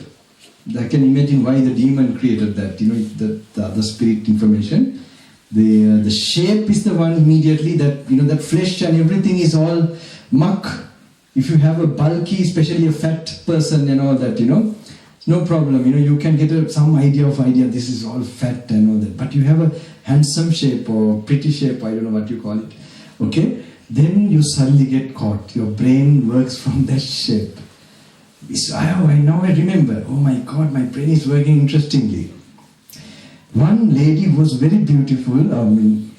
Her figure was very beautiful. She was talking to me. Okay, a lot of people were there. And there was another gentleman. Now she was telling her problems. All right? She was telling her problems. Of course, I was not thinking about her shape. She was telling how many operations she's going through. She has like Edgar case, she's having so much crisis, they are taking from hospital to some hospital. Her sister is also having the same problem. Complicated thing in the body. Inside the body this happening. Now she's all telling all this. And I feel so much compassion for her. I'm not seeing that she's in heaven or something because of her shape. And there's another gentleman who is known to me also. And I found he's having a lot of distracting mind. And I could see when he was passing through, he was like, he couldn't control himself, He was really, and then if he knows the suffering this girl is going through, or this person is going through, So just imagine how much that we are caught, we lose the reality of a thing by the shape. So sometimes when you are, let's say, that's why very important, when you are driving the car or something, careful, don't quickly look. Cut away. And then think about it also. Don't sort of think there's something great going, I don't know what, maybe say handsome man is going, don't you think, Jesus is going, or a Buddha going. These are our fantasies, this thing. But the reality is something, actually, then for reality we have to think separately. We must bring in those particular things in our mind and see what is it actually. So today also I think we were going in this, not bush, what is that place? Paramata Lake, okay. We were walking there and suddenly two ladies came. And of course I noticed the perfume was going to come and I did a certain practice, which I'm used to now. And then I want to share with my, earnest pupils. Okay. I just asked them, because this is for me a way of teaching. I hardly go with people like this, but anyway, I want them to master this. This is important. This is this is not something where you hear somewhere in the Bana teachings or reading a book and then leave it aside. No, it should be on your whole life. So when I asked, how did you breathe? I just turned back and asked, so they both were waiting. And I didn't want to, then I don't know what answer the other gentleman gave me. So I thought they were like this. And so I asked, did you get a smell? I think one of them told me, I think they got some smell. I said, no. You that immediately you sense it like a big poison, and you just learn to, you will take away from it. Like you will not smell it. And then you will see a different picture. When you don't, when you know it's a perfume coming, suddenly you will not be taking the inhalation. Okay, this is what I did. I was not taking the inhalation and waiting with that. Then I would see a clear picture of the person. It's flesh and it's full of this, you will begin to know the actual state of that body that passed you. So these are practical things. If you want to really practice, be a yogi, and this. I hope these things are told in the sutras. How in the Majjhima Nikaya middle end discourses. This is the first practice to develop samadhi in the Ghanaka Moggallana Sutta, 107. Okay, the first step is the Indriya Samvara Sila, the control of the senses. Buddha says in like this, you don't take the details. That's how we say the shapes and the colors, you don't take. You look at it, I told you, unfocus. That is one practice. Other one is Bhojana Matanya, food. You control the tasting of the food. And other one is your movements, you don't go thinking of something. More you are doing that, more you are going away from the present moment. So you learn to relax your body and walk and do things. And when you do like that, when you're driving also, doing every activity, you learn to relax and watch your present moment.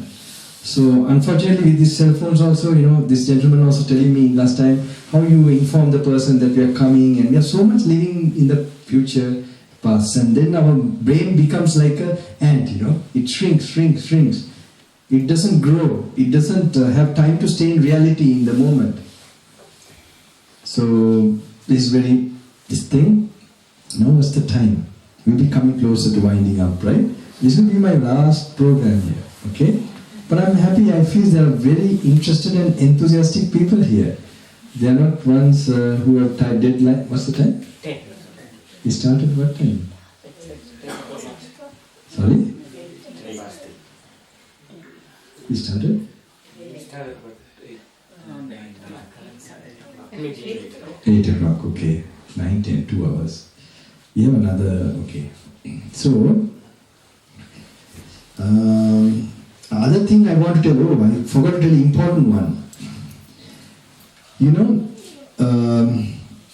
I told about the spirits. The spirits, when they were telling, when you put this particular, when you were possessed, when they sprinkled holy water, water, after chanting the water, that water when you're spraying, you're saying is burning. Now, I'm not a person who recommend all these, things like that. But after seeing this, I would recommend. Maybe in your home also, you can spray a little water, like this holy water. Other one is, they said we are burning. Another time they say, that don't talk about that person's name. That some of us are nearly dying when you tell this. What is that name? The Buddha's name. They're chanting in the Pali language. And I don't know, they are telling like this, they were getting so... Now there's an interesting thing in Sri Lanka, they very much believe that you should not chant inside homes, right? How many of you must not give merit inside a home, you must not chant inside a home? In Sri Lanka it is there. I don't know, maybe you are out of touch in Sri Lanka. They think that some spirits will come when they're chanting like that or something. Don't chant certain sutras. Not Karnimetta. Some sutras, not to chant inside somebody. That's a... Dhammaratha or something like that, maybe, They say, right? I know, I have known. So I thought this idea would have been given by the spirits. Don't you see this? This is a good way to spook the people because they would not tell which burns them. It's obvious. It's not in the suttas. Never. Buddha has not told like that. So, very clever, we can really this thing our people, But then another place it says, when you are reading when that person is reading this book or something, some of us died. Now, which book? Telling the Sutta books, the Tripitaka, the Pali text. Now, when I heard this, I was very happy because, I'm trying my best to encourage the people to rely on this Sutta. This is my teacher's main thing. Many Western monks, they do like that. Our Sri Lanka is, unfortunately, there's a big problem with the translation. The Sinhalese translation, really, we have 3/4 translations, we can use that actually. It's not a bulk of knowledge, it is actually, it could be 1 verse, 2 verse. When you change your lifestyle and purify it, that will trigger enlightenment. Just 1 verse. It could be Ye Dhamma Hetu Pabhava Tesang Hetu Tathagataha. Ye Dhamma Hetu Pabhava. That was the only verse that was heard by, of course, Sariputta, the chief disciple, one of the chief disciples. But they were so matured from many lives. But just imagine that he didn't explain so many things. It's just that what arises by cause that triggered the insight. In my own practice, I have gone through this. That's why it's not big knowledge. It's when purity is there, you don't struggle. You don't try to squeeze the understanding from the suttas. You should not be in a hurry.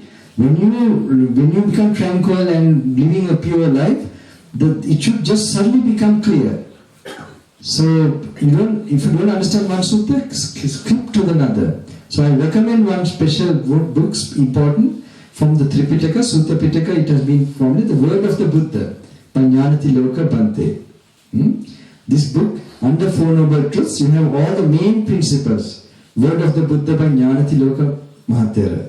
This was the book that changed my teacher from a Hindu yogi to a Buddhist bhikkhu. But he already had samadhi and dhyana, I think, and he immediately grasped it in the intern camp in Dehradun, when they were in, that was during the Second World War time, when they were, taken to the camp.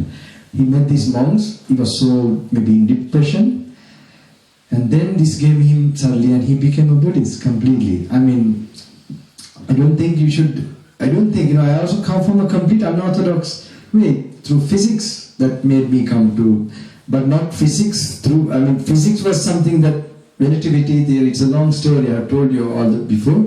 At the age of 18, it was just simply a small thought, but it was solitary also. I used to go for walks.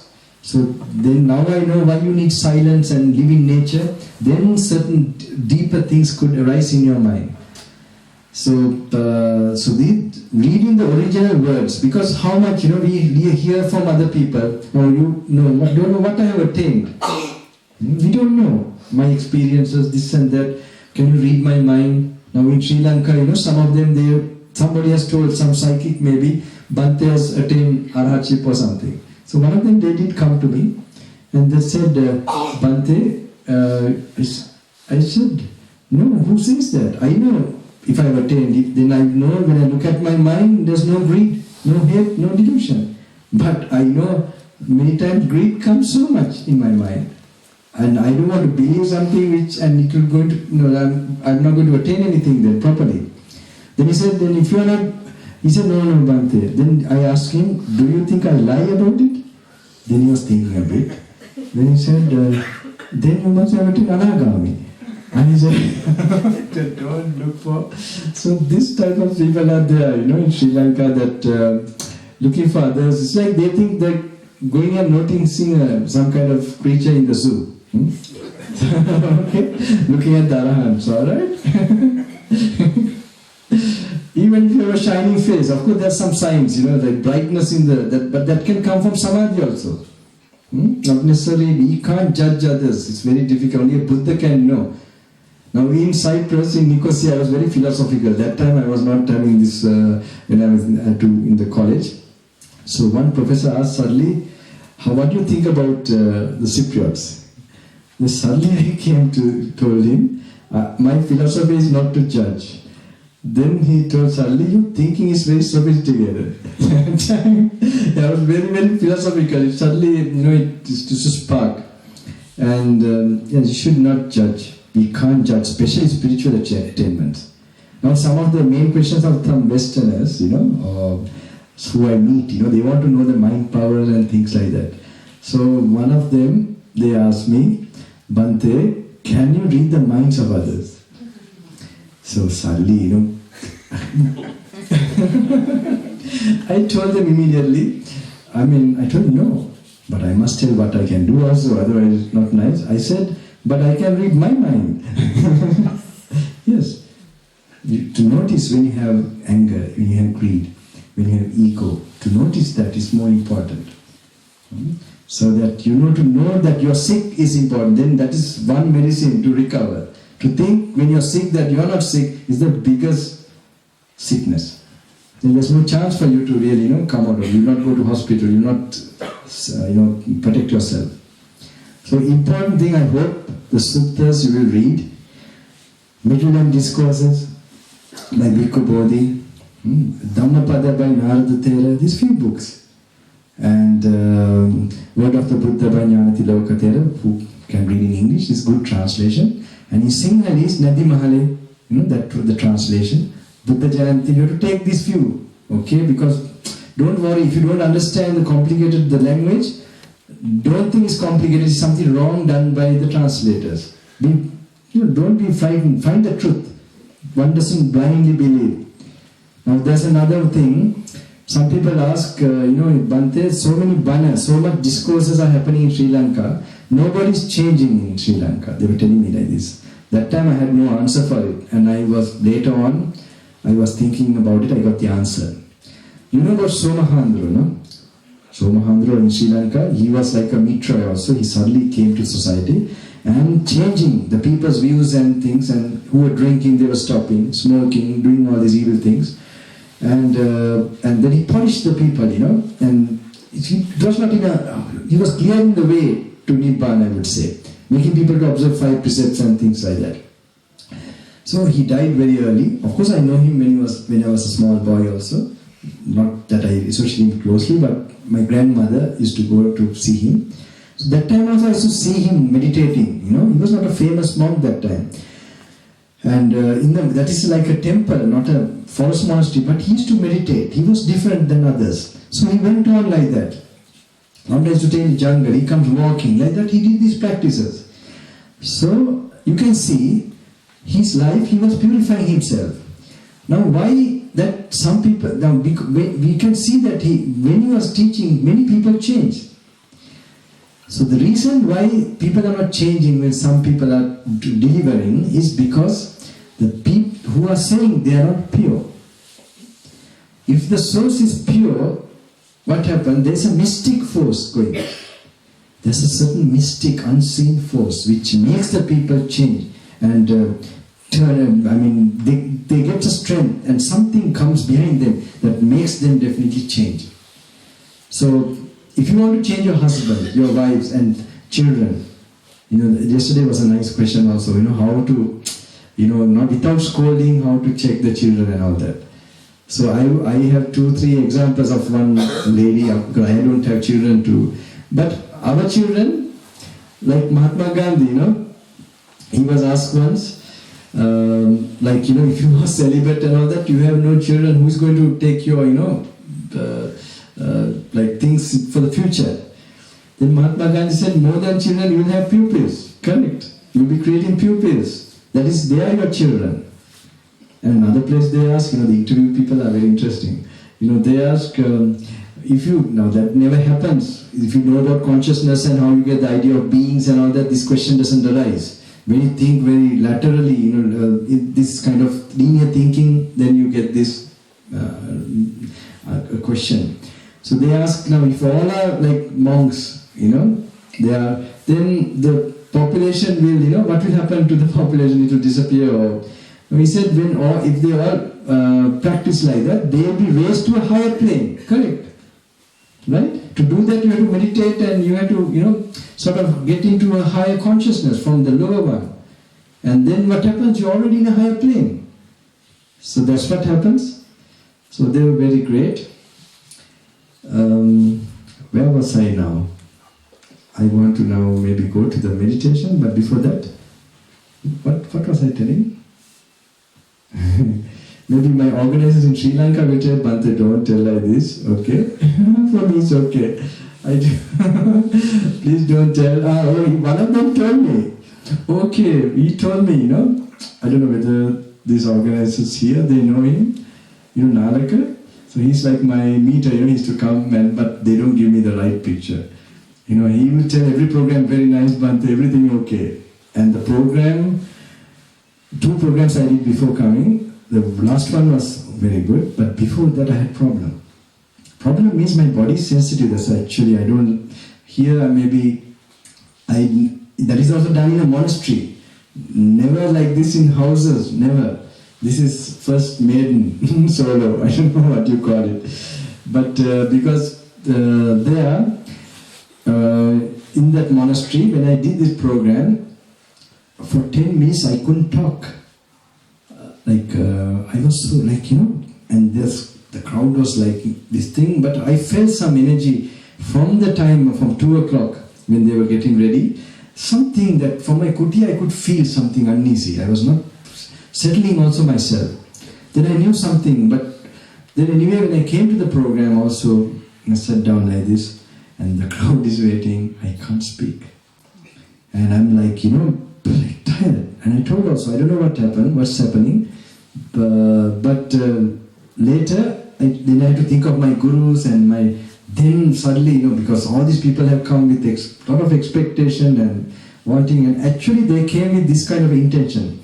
Some monks, they have all sort of things about, Sri Lanka is a funny country, it's an interesting place also.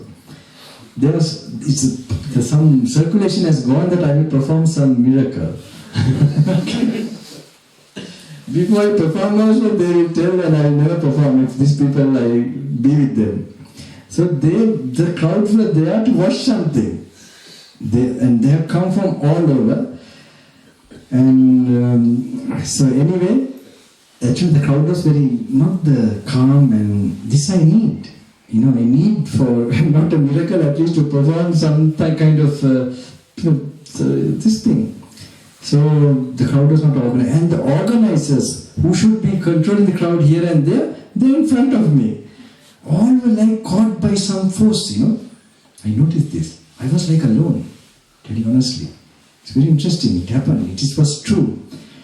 So later on I asked, what were you doing there? He said, no, for a long time we didn't hear your discourse, Bhante, so we sat in front. So what can I say? I said, okay, see you next time. So these people don't know, if they want to help me, they must be meditating all the time. They must keep the demons away. So they think helping me is physical help, No, they must be careful to not get angry, not get greedy. Then they will be helping that force, that thing. But when they are not doing that, they are damaging. They don't know, they think they are helping, but they can't think properly. Their minds get confused, everything, and So what happened that time actually, I couldn't, for 10 minutes or 15, I don't know. And I'm now thinking something happened, I must slowly leave now, I'm thinking, I had to tell him, and I was going to plan to tell, can't help it, this is my blessings to you all, and go. I have never done like that. I want to help these people, So anyway, luckily I reflected the Buddha and something, and then it came out. And then I was able to give something, but I knew I'm handling an atom bomb. So I didn't want to continue the program too much. Quickly I just did the basic things and I left. But when I left, I found that I was taken by some protective forces. It was very interesting. I like to tell some of these experiences of mine, but to give you all that you're not alone also. You have some, if you're alone, you'll be finished doing these things. If you're doing it with good intention and you're really going on, you'll be having some things protecting you also. So when I was taken out and I found the certain people, certain things coming to me and taking me, and I realized what I got to know was, like those certain spirits who are like, suicide cases. Have you heard about it? No one will think of suicide. Who are stuck, some are stuck somewhere in the junctions and all that. I don't know why I'm talking about this today. So these spirits, these things, now if I didn't have that kind of protective, that time I would have not had that, They are like, drowning. They would try to hang on to something. And especially when they know something is blessing them and something, and then these things have like surrounded. That's what I got to know. That's why I'm feeling like, tired and I can't even think. Like to think, you have to have some energy, right? To talk, you have to have thinking. I couldn't think. Not like normally I'm getting this. No, this was different. I can't even make out any thoughts, and I had to just wait like that. So after that, I found that very night, I found that something just gave me this purification. I can't tell the whole details of it. Then I knew there's something happened like this. And this other program I was very much careful, and it happened very well. So this time, nothing. Today's my last program. I'm sure something is all the way there. I had no problems actually, and I had some interesting experiences. Remember, if Bhante is not only here, you may be having all sort of problems. You'll be looked after. Now, some of you want to come and tell me and so on, but you think that you have to come and personally tell. Inside your mind, if you think about it, it will have an answer. One day, maybe in another few more months, years, you get to know more what is going on. Because you're not still used to this type of, things. So, but I will do a meditation now, and then we go for a. Somebody told me question. People want to ask some questions, and they want to come to me and ask, or how is it? Okay, yeah. Then after that, I will do the. Okay, so we will start to the. I think I have touched most of the points about the ground level. When we do the meditation, how to do now. When I say meditation, all of you get into special activity, is it? It's hot, no? Becoming stuffy, what is it? You have air conditioner, no? Yeah, they can put the air conditioner. Okay. Better, because you can't be uncomfortable and do these things.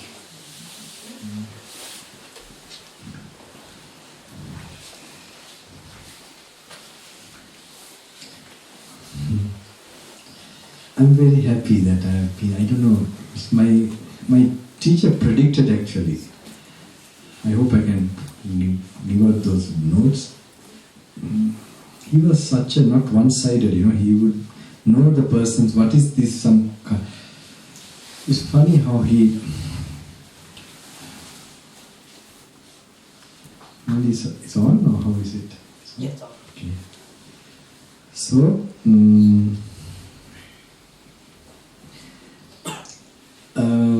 what to do now? Now, are you all mentally free a bit? No worries about the past and future? That you're seated? Try to sit in a posture where you're not thinking about the body too much. Okay? But I first want to demonstrate something that you learn to relax the muscles in your body. That maybe new people, some techniques I have developed, like improvise to check these things. So maybe I need one guinea pig. Okay, let's see who I can take for this.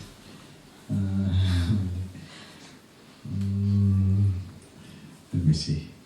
Maybe he's good. Come on. You can come. Yeah. Don't worry, I don't have a knife with me. You can sit here. You can hit the line there. Comfortably. Right. And try to sit in a posture where you are comfortable. Now, are you comfortable this way? Or keep your... For a long time. Yeah, which way you are comfortable for a long time? How long? Say... This way is fine for about 15 hours an hour. No. Say 2-3 hours, how will you sit then? In the chair. Okay, but can you keep your legs straight then? Straight is better, right? Pointing to this, don't worry, aunt is there. No? No, I want the super fine one. Let's see, keep your legs straight. Like yeah, that is more comfortable, right? Now, which one is more comfortable? Where you're relaxing, yeah, relaxing. Maybe, yeah. You can your back, little straight. You can go back, yeah? Yeah.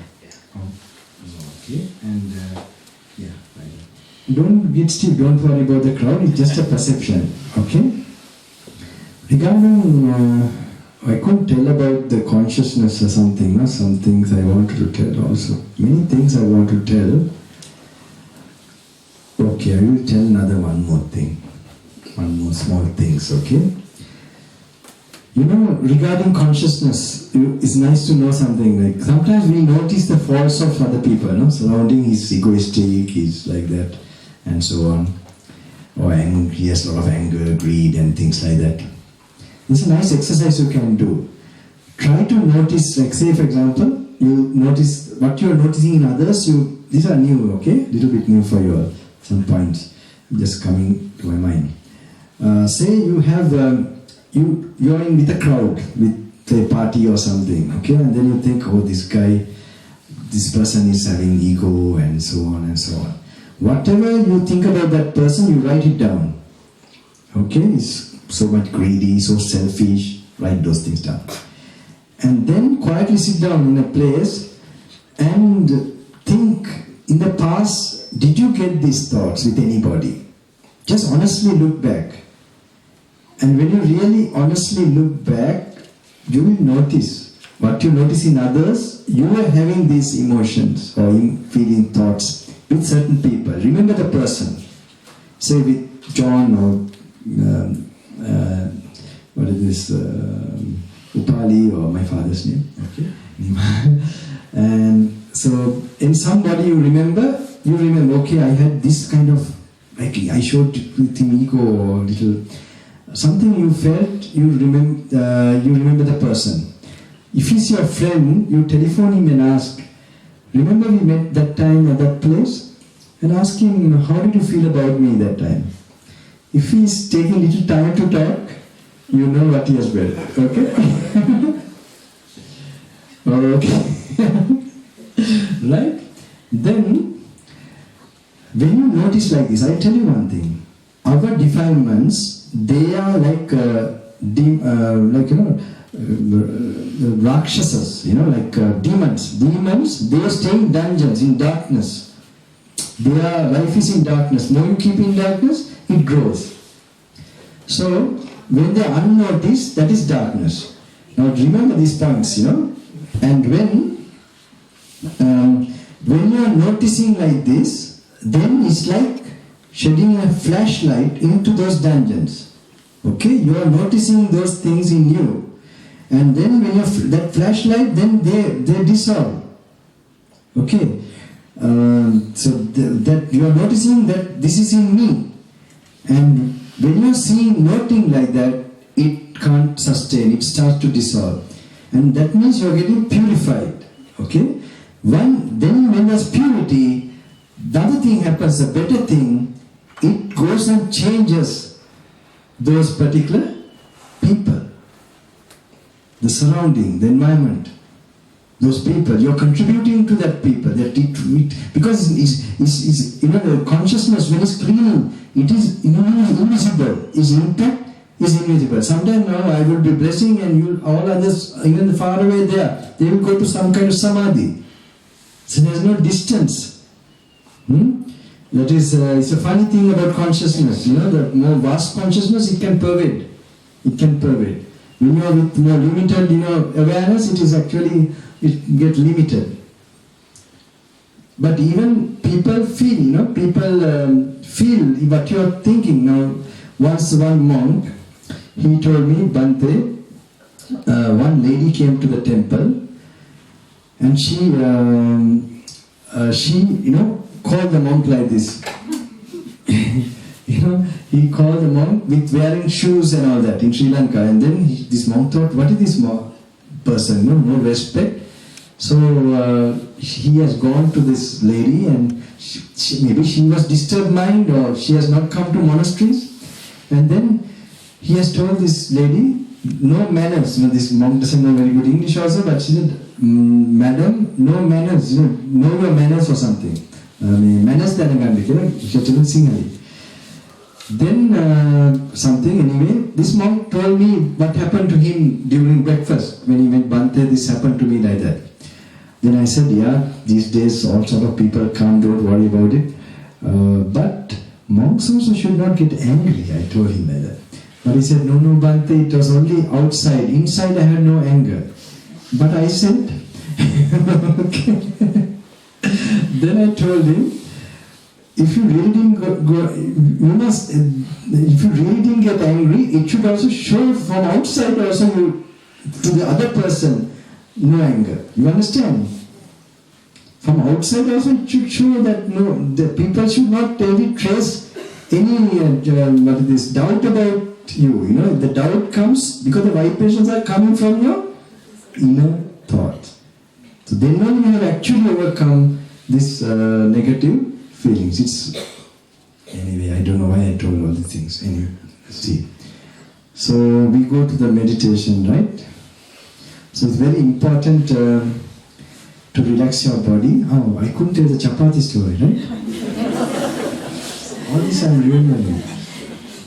Yesterday, one small boy was laughing, I was so happy. And one was like, I was trying to break their car, something, then there's one gentleman, not like this gentleman, I don't know whether they were drug addicts or some. They were there, this one seated. He was in a very depressed state. I was trying this and that, nothing worked. But when I told something, I was so happy, like small children, all these grown-ups. For me, they are babies, so happy. Actually, my trip, thanks to all the organizers, thank you. I normally don't say like this, because I think already it goes automatically. But once in the Himalayas, when I was Kailash, we are going, there's some group of people coming, and they suddenly said, oh, they thought that I'm a Swamiji, and so they are this thing, and they were so faithful. They saw me there, and they said, please, can you bless me? Told me like this.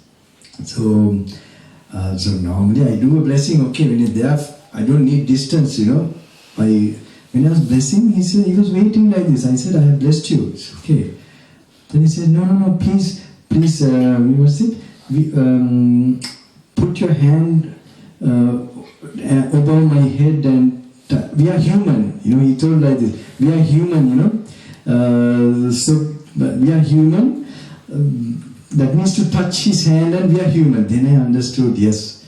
Though I think that I must, because people must get a feeling of it. So I understood, yes, you have to sometimes tell, but I normally don't, sometimes I don't, but in my heart, because I think if it's really there, you don't have to tell also. It should, if you, like somebody tells, I love you, that means, in psychology also we study, if the couples are holding hands and going, they are now about to part. These are, I don't want to tell all my tips. These are, you can know the signs. There are some other things the person walks, how he's holding the hand, you can know many things, but I don't want to reveal all my secrets, okay? How you blink your eyes. All of you are quite good. Yeah. These things you should know about life more. Now sometimes, like you think separate. Some people come now today, somebody, I don't know whether she came. She here? No. Maybe far. Because we have learned knowledge, our knowledge is mostly how to live, not about life. Our knowledge about life is zero. That's why we disturb our wives, husbands, parents. We don't know the karmic terrain and the mechanisms. So we don't get mental peace. When we know like this, the answers are so funny, Now, for example, one Muslim gentleman used to come, a young boy, he wanted to become a monk. So all the monasteries, they want to ordain him because it's a big thing, Muslim monk. They never thought of his life, his growth, because they also have no knowledge about it. So somebody has told to meet this Bhante and he came to me. And when he came to me, I saw something, okay, and I gave him an advice. I told him the next step for him to do is to get married. He was a little shocked immediately, but then I explained to him. Because I saw a certain karma in him immediately, that I knew that this time whatever he does, he will have problem. So better to have problem married than being a monk. Then you get more disgusted with the marriage. Okay? No, that's just another one point. But the main point is his parents are old. Okay? The parents definitely will never, they will curse him. And and this monk is an inner thing, not an outer monk. You have to be inside a monk. The mind has to be free and should practice inside without any remorse, regret and things like that. So anyway, I told then the parents will definitely this thing. So I told, don't worry. And the parents want him to get married. They are about 80 years old. So I said, don't worry, if you have the real destiny, it will come close and it will not work out. But you just agree with your parents and just do your meditation and be in harmony with them immediately. So he said the engagement or something they have arranged after that, April or May.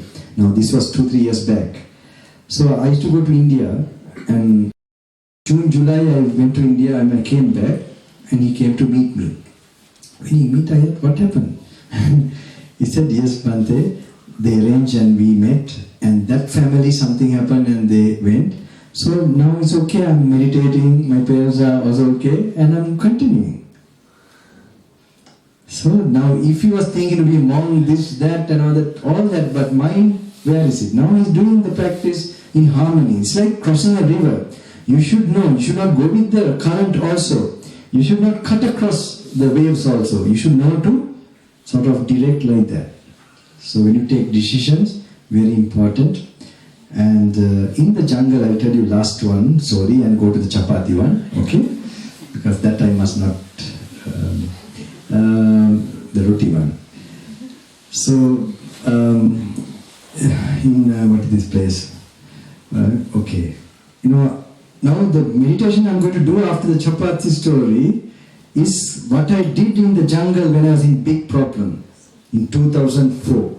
That year I was going from jungle to jungle. 2003 I was going across ATT area. This is all walking. Wandering, it took me 1 month, about 1,500 kilometers I think. 1 month to go, 1 month to come back. So there are different things happen there. That's another thing I can't tell, but wrong things, okay? So 2004 I was going from jungle to jungle, and then I went through a very thick area, that is Laggala they call it. Old forest. I was cutting across, they so told it's a shortcut to Kandy, but it's actually shortcut to life, you know. It is really that. You'd never see me if I had, I don't know, good karma, or I don't know, even the devatas and things like that, I don't know what. So the one occasion inside the jungle, I was so much damaged, like I had been whipped. And I had to remove the, leeches, like this, not one, just, like this I had to be, and all blood. And I've fallen, and if I broke one of my bones that time, you'd have never seen me. I fell one time, and I got up, and I was going like an animal one time also, like this, like that, But I was able to have presence, and I was able to judge clearly. I had no compass or nothing. So some other things happen, how I got food, that's long story, So here I must tell you, for especially to give a point, very important point. So that time, so many people, when I came out to the forest, many thought I had some special power, some superpower to come out, because they know that commandos are put into the jungle, and with ration they come out of it. So for training. So they thought I had some special power. I did have, I will tell you what it was. So that time, to keep my presence of mind and to judge correctly and come out, I chanted something. I was so weak, but I kept the energy, and then I was going, judging correctly. What did I chant? My father bless me, my father bless me, my father bless me, like that. Because for 10 years, actually I followed what, he wanted me to do. And because that is another thing, but very important, if you want to take major decisions, especially the younger people or even older people, you must, the parents, you should not now try and work on. Sometimes you get upset now. I also very much feel when I blame my father, like I blame my organizers in Sri Lanka Sangha, like that I blame father. Now my father is the organizers. Someone you have to send your anger, even the thoughts sometimes, slightly. This is all, so my father was, always I used to tell, if something happened, because of my father, like that. So one day, everybody gets this feeling sometimes. So Swami Vivekananda once told his father, what have you done for me? Okay, now this time, like you ask these questions because you're unsatisfied, right? You blame him like he did nothing. Then his father was a very clever man, He told him, look at the mirror. Okay, yeah, it is, just you have to be so grateful. Unfortunately, sometimes we miss these things because of our defilements and impurities. So I will go to chapati one, okay? That not to run away. This I heard in the Himalayas as a young boy. Once there was a rich family. From the rich family, the daughter of that family, she married a poor man, poor husband. So when they married, they had to live poor also. And so they had to, maybe it's a love marriage, no arrange. Okay, they went and lived together. And when they were living, the husband was thinking, always we are eating roti. Okay, why not we go to our father-in-law's house because there are all these dishes and everything. So we thought maybe we go there. We tell we are coming in the night, so surely we'll be invited for dinner. So he sent a message to his father-in-law. We are coming to visit you at 7 or 8 o'clock. So the father-in-law thought, we can prepare dinner for them. And so he told they had all this, butler or whatever, I don't know, maybe some, he told to prepare special dinner. Then he thought suddenly, we always have this special certain food. Maybe we make them at home. Maybe we make roti for them. Okay? So he told the butler, you make the best roti, Okay? They're coming. And they came. So it's all covered, It's not open until you're eating. So what happened, it was all arranged and he was so anxious, leave the conversation, he wanted to quickly go for eating. So when they sat down, he opened this and he saw this roti. Then he told the roti, how did you come all this way? Then the roti spoke out, your karma brought you. Yes, my friend. Yes, you should not run away from situations. In fact, this is called, they told me a Sanskrit word called pralabdha. It is, sometimes you change, now my friend, he had I like to tell who he is, but also because some of them know him and then they have some idea.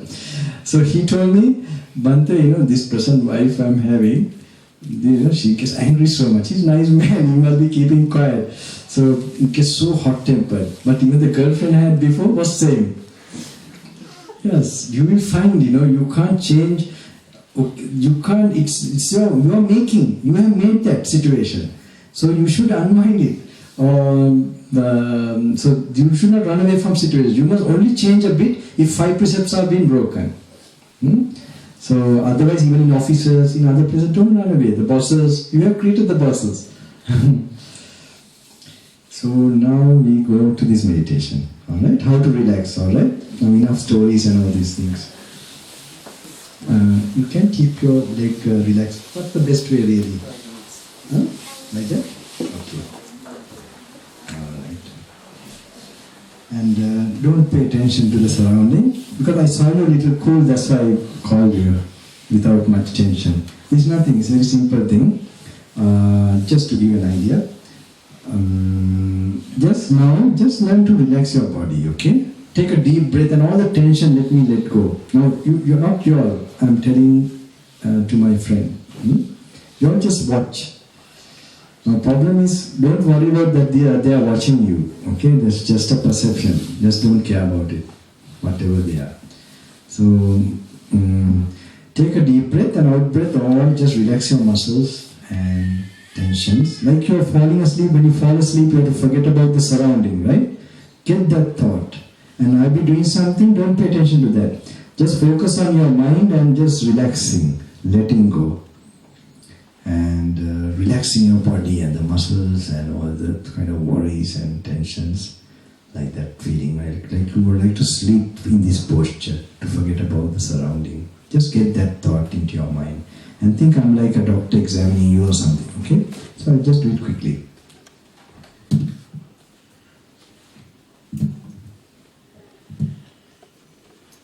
Okay. You're still in tension. Now you'll be relaxed, okay? Just try to relax now. Just relax. Lose the tension. Don't worry about the surrounding. The heaviness from the cheeks, just let it go. Take a deep breath and relax completely.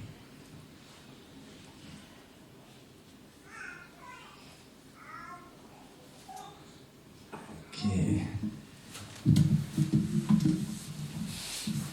I think this crowd is a little bit thing for you. Just take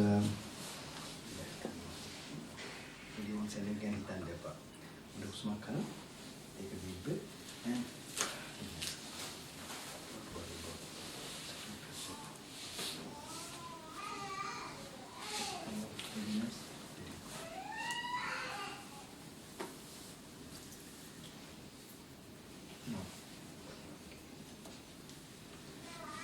keep tension, just relax the body, okay? No need to stiffen. Just get the relaxed body. Don't think about the body like you're sleeping. Like you let go everything. Right there. Now you have to let go. You can muscles cool, you can relax calmly. Don't think about anything. You can close your eyes here. And take a deep breath. And just let go everything. You're now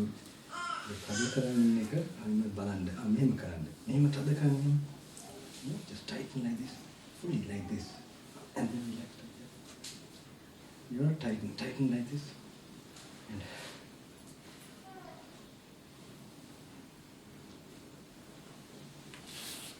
and quite tension. Now relax a bit, okay?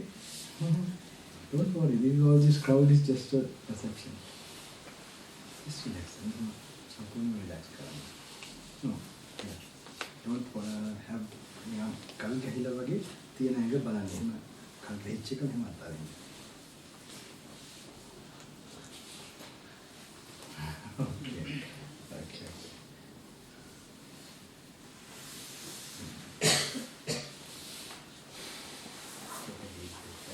Just let go of the body. Don't just like you're lying down. Don't pay attention to what I'm doing, okay? Just pay attention to letting go. Take deep breath and just down low. Take normal breath. Okay, that's better. You get it? Just now do it properly, consciously. Don't worry, there are no beautiful girls here anymore.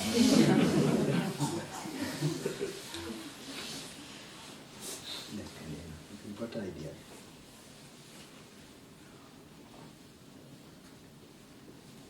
Okay, good. Right. You see, you guys are too stiff now, my friend. Oh my God. Okay. This is the longest thing it took me. Okay, no problem. This for samadhi, if you want to practice on that, you'll be doing it very well. Shall I try another one? Or you can try me, okay? You must test the teacher also.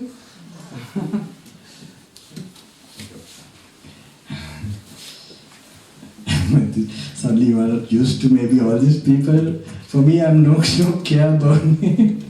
So that can create a bit of a good thing. Okay. I don't know what that is.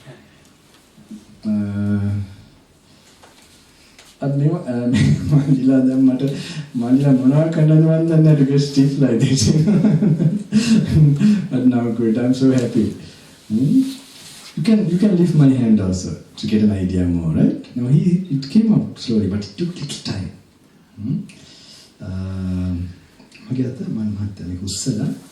Lift it very up. Don't worry, okay? You respect me when you properly do it. You lift it like this and just lift it up and just let go. Okay?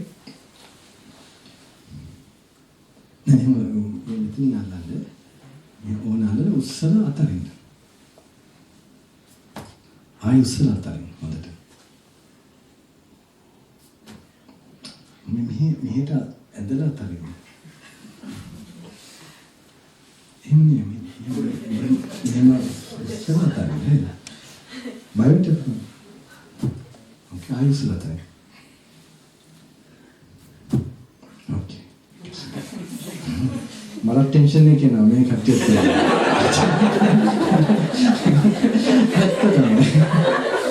Yeah, Mumbai mein mukadde mein hi. Okay. You are right. Manta American Australia විතර මොනවා වෙයිද? මන්ට මම හිතන්නේ Melbourne නේද? කොහෙද මම යන්නේ? Brisbane නේ. දවස් කීයද? Do you know the itinerary? 2 days, no? Oh, thank you. Then Adelaide? 3. Oh my goodness, he is the longest, huh? So I'm having a good time. Enough now. I have given enough blessing to Australia, I think. Yes, there's people is there YouTube being banned. It will be okay. So now we will do a small to warm up, okay? Now don't go just sitting like that. Look, if you sat down, that's why you will only sit down, nothing will happen, you will not get peace, you will not get coolness, you will never do it. You don't know how to make meditation tasty. You are taking like a bitter. So when a meditation monk comes, he's doing like this little bit, then just finished. If you got a taste, you will never stop it. It will be something, it's the greatest thing you got it. So another one, I want to make you relax. There are things you have to do more. Now these things I don't need, I created it for you all. because I want, now my main thing is I want to make you all meditate. It should happen. This must happen. And only thing, my robes will get a bit. Okay? So you take your hands like that, right? I hope you can see me. And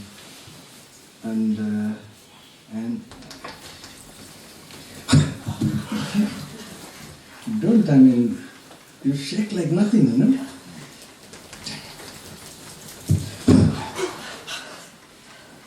Okay? It's a small walking meditation I'm doing, okay? Do like that. It's like, not like this, is like this.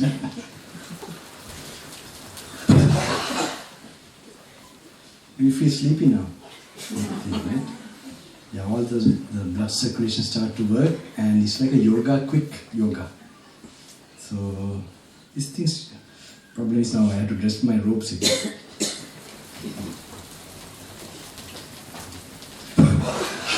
Okay, now relax like this. If you feel sleepy or still you didn't get the proper effect, do it again on your own and then just relax.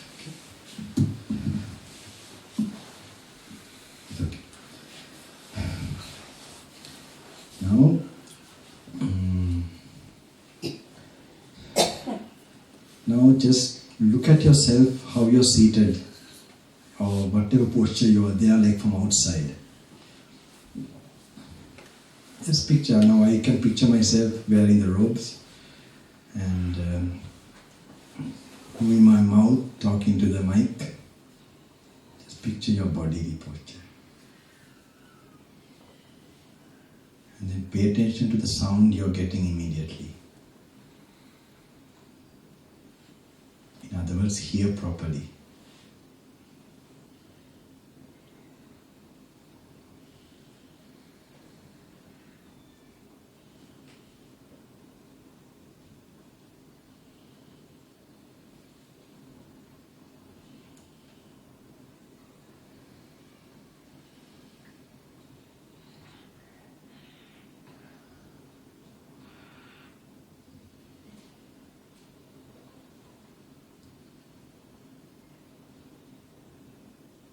Slightly some weaker sound but far away.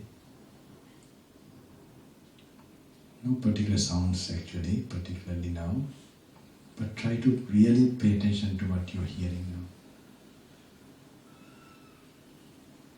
Somebody screaming. Now you will notice your breathing. You naturally just notice your breathing, inhaling and exhaling. You'll be noticing. Don't try to notice, but let it come naturally.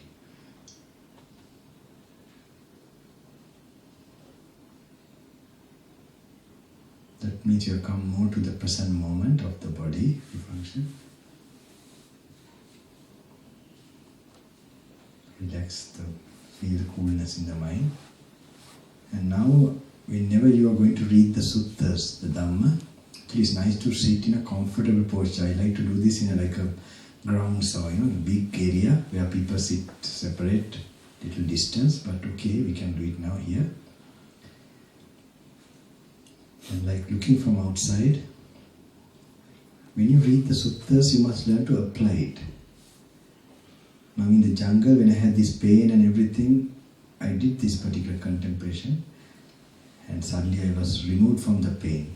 My holding, my clinging to the body was released and the mind. So now we are going to do that a little bit. So one day you read the suttas, you learn to apply it to yourself. This is the purpose. Your Buddha's words you must put into to get the observation of this body and you. Buddha says, okay, I can go like this. Rupam bhikkhave anatta. Or we can go like this. The second one. Rupam bhikkhave nityam va anityam vati. Is the body permanent or impermanent? So to answer the Buddha, you must, like looking from outside, your body you will check after a long time, even after 80 years or it will die, finish. Even now it's changing from youth to old age, middle age, old age. You see, no body ever stayed forever. Whatever way you understand the reality of impermanence, you begin to just think about it. So you know it is bound to be impermanent. So you answer him, Anityam Pante. Then the Buddha asks, Yampana Anityam Dukkham Vatam Sukham Vati. What is impermanent? It is happiness or sadness. So if the body definitely ends, even a good marriage to somebody, or when you have to part because of the impermanence, definite impermanence, then it has to be suffering. Then he will answer the Buddha, Dukkham Bhante, Yampana Nityam Dukkham, Viparinama Dhammam, Kallam Nutam Samanupassitum, Etam Mama, Eso Ham Asmi, Eso Me Attati, Nohetam Bhante. Buddha says, what is impermanent, suffering, and subjected to change? Can you call this? This is me, this is myself, this is I. Nohetam Bhante, no. So this so-called body and thoughts you are carrying, this is not your real self, it is not as you. Evam passam yata bhutam. When you see this with more wisdom and meditation and observation, nibbindati, viracchati, nirodheti, nibbanati. You will turn away, get more dispassionate, detached, and that detached state is coming to Nibbana. Sankhara parama dukkha, Nibbana parama sukha. This endless cycle and formations are suffering, but Nibbana is highest peace. Then you can wish yourself, may I get this peace more and more. Just like me, all the people who are in this room, may they get this peace of liberation. Not only these people in the room, like in a helicopter you go outside, in the other houses, they also have to face suffering. They are parted with who they love. They are in sadness. But if they had no attachments, like attain Nibbana, they will not feel sadness. So all these people in the whole neighborhood, may they have this liberated peace. Not only this neighborhood, you can go all over this state, I don't know, Sydney, city, like ants, these human beings. Not only Sydney, you can go to this place, Australia, whole of Australia, New Zealand. May they have this liberated peace. Not only Australia, you can start Sri Lanka, the villages, India, and Nepal, Tibet, China. So many human beings, may they come to this peace. Russia, Afghanistan, Pakistan, and not only there,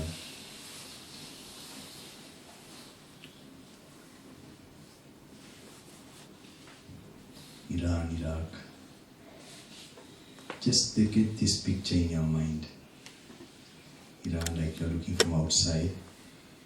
Iran, Iraq, Mediterranean, Saudi Arabia, Middle East, Africa, Europe, North America, South America, Australia again, and Japan, Taiwan, all human beings, may they get this particular peace of mind. Not only human beings, animals, then Rakshas, Bhutas, Pretas, Vetarani, Paduma, lowest spirit worlds, suffering worlds, may they get a human birth and follow this noble path. Not only them, the Devalokas, Chatu Maharajika, Tavatimsa, Tusita, the angel worlds, they have less lover, less anger, less greed, less delusion. May it completely fade away from their mind. And then the Brahma Lokas, like you're looking from space, Brahma Purohita, Brahma Parisajya, Mahabrahma, the big gods, the great gods who have done meditation and come to, they have no greed, no anger, but they have the idea of self, I. If that also fades away, how blissful it is. To the highest great worlds, to the lowest states of existence, and in between, all sentient beings, may they be liberated, come to inner peace and happiness. May all of them be free from suffering. So may you think like this and get a picture of it.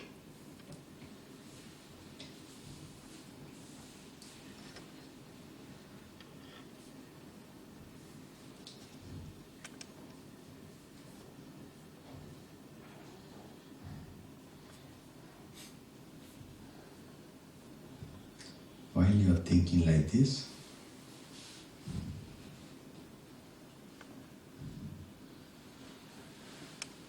try to let go everything and go into that thought that generates so much karma, good karma and good power.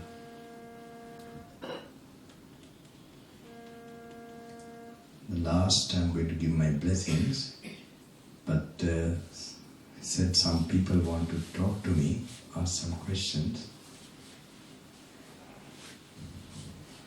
They want.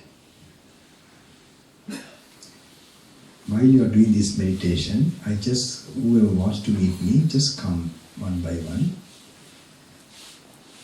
Another thing, I'll give some blessings. After that, don't talk. Until tomorrow morning. Take dinner or something. Try not to talk. This energy will be in your system, especially in the night time. And if you talk, it will go away from your system. Because it is coming from something in the mountains, in the jungle, the saints who practice this. So that energy, it will work all night. It will be there for 3 days actually. But if you talk, it will be a problem. You try to minimize the talk for tonight. Tonight means few more hours for night to pass away. And just take some dinner, whatever. So one by one, who wants to wait, you can wait seated doing this meditation, and I will be doing the last blessings after I finish this, who want to meet me. They don't need to, but okay, this gentleman.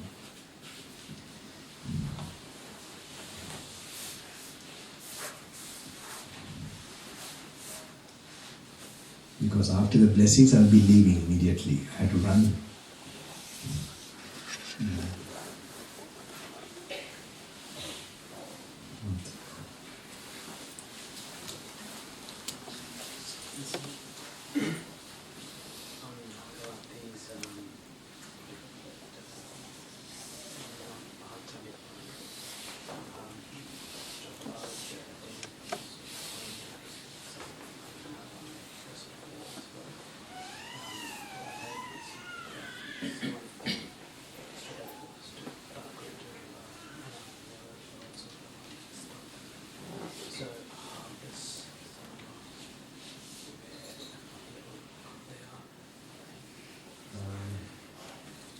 Only thing you have to check, you must not try to check levels, because we don't want to give guarantee by anyone this Buddha was alive.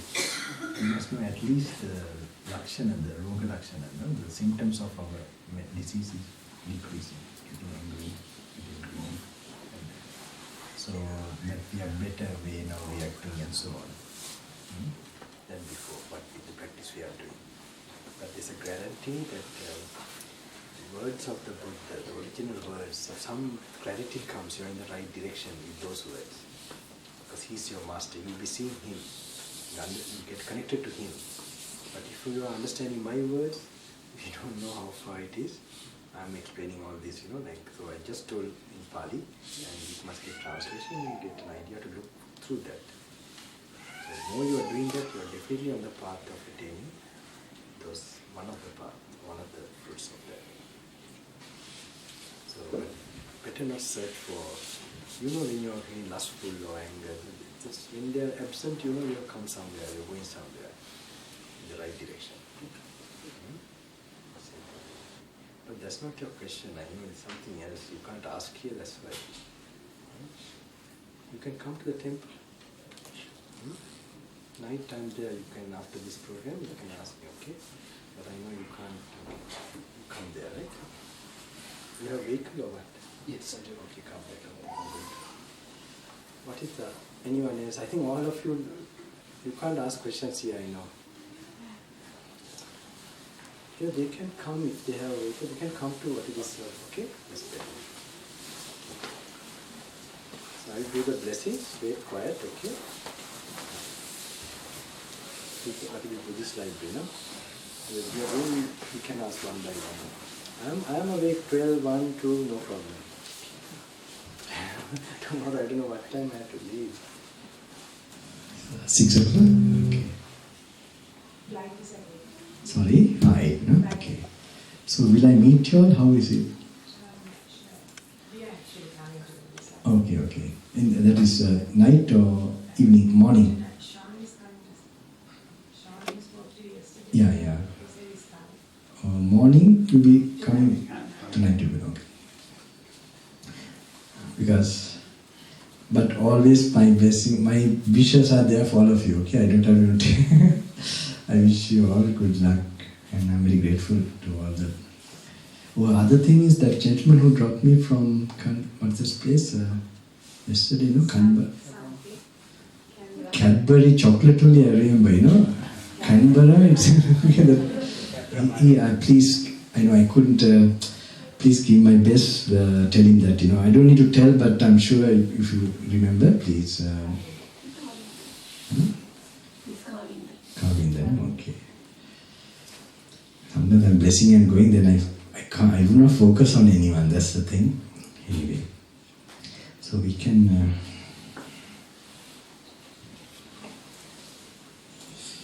my ropes are a bit, after the shake meditation, but try to keep silence, okay? It will keep this energy, Wait. All my best wishes to all of you, always. And I hope you will get all the protection for your future practice. Without any obstacle, this meeting may be something that will give you in this samsaric journey towards peace, safety, towards the Dhamma, towards the Master, Samma Sambuddha. So all these worries, fears will never come to your system. It will go from happiness to happiness, to highest peace.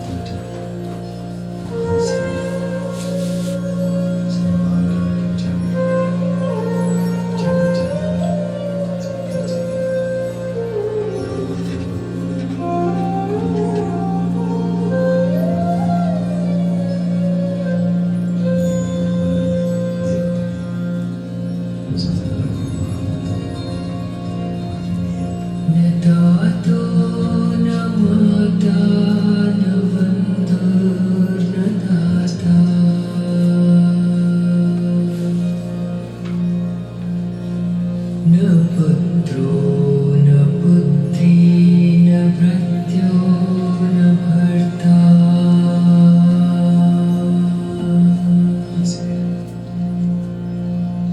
न जाया न वेद्या न प्रतिर्ममैषु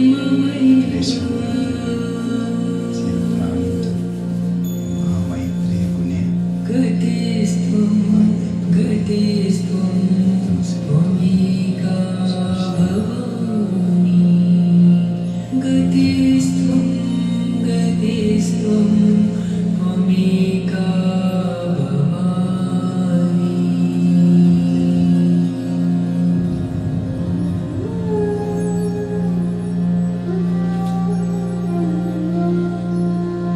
Anyone who have some special problem, you can just come front quickly. You feel, oh, Bhante, can you give me some help? Just come to the front.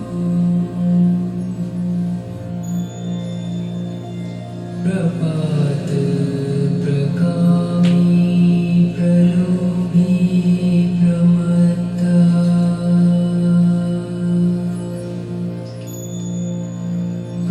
कुसंसार पाश प्रबद्ध सदा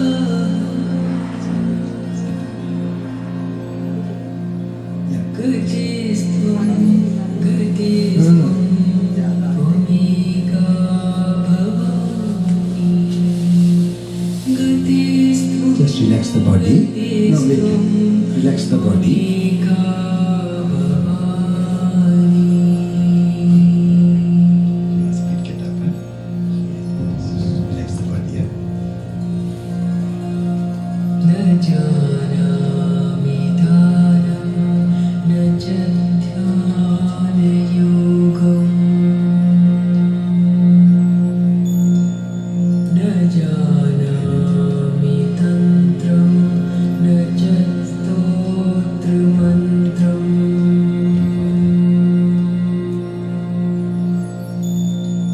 न जानामि पूजां न च न्यासयोगम्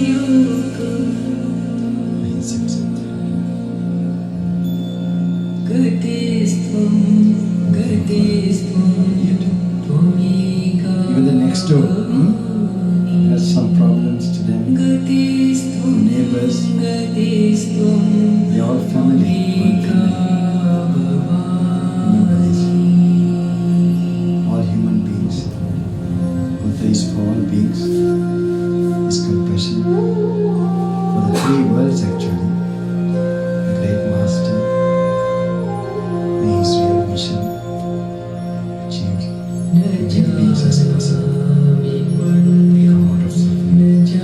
Rise, peace. May this be a blessing of the solace of न you. जानामि मुक्तिं लयं वा कदाचित्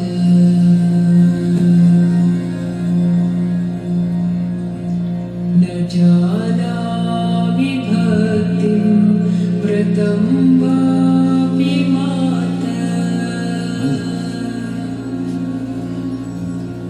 गतिस्त्वं गतिस्त्वं त्वमेका भवानि गतिस्त्वं गतिस्त्वं त्वमेका भवानि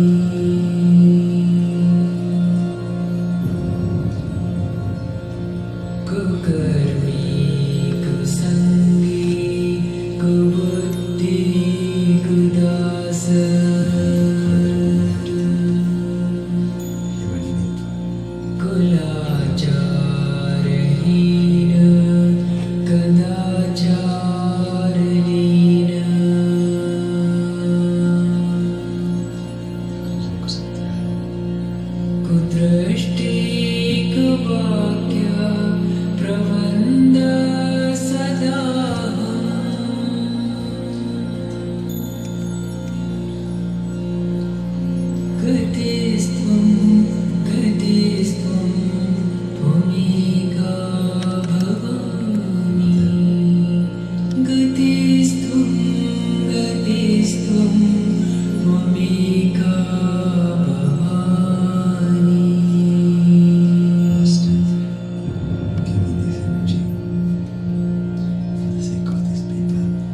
अजेशं रमेशं महेशं सुरेशं दिनेशं निशीथेश्वरं वा कदाचित्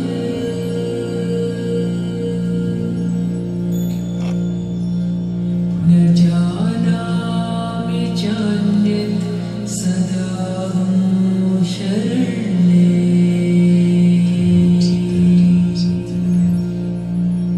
गतिस्त्वं गतिस्त्वं त्वमेका भवामि गतिस्त्वं गतिस्त्वं त्वमेका भवामि. Wait, relax the body. Wait, you don't have to worship me. Just wait. Huh? Just wait, relax the body and wait.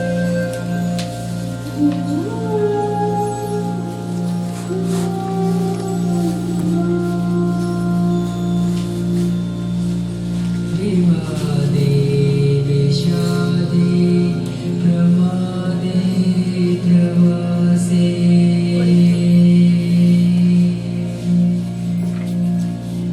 जले चानले पर्वते शत्रुमध्ये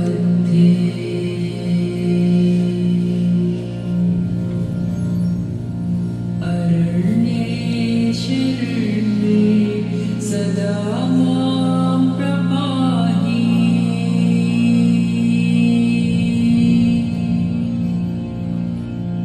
गतिस्त्वं गतिस्त्वं त्वमेका भवामि गतिस्त्वं गतिस्त्वं त्वमेका भवामि.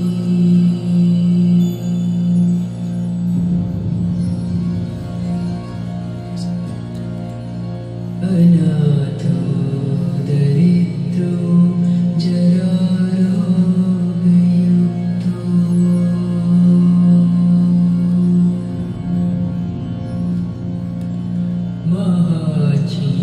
महाचीनदीन सदा जाड्यवक्त्रा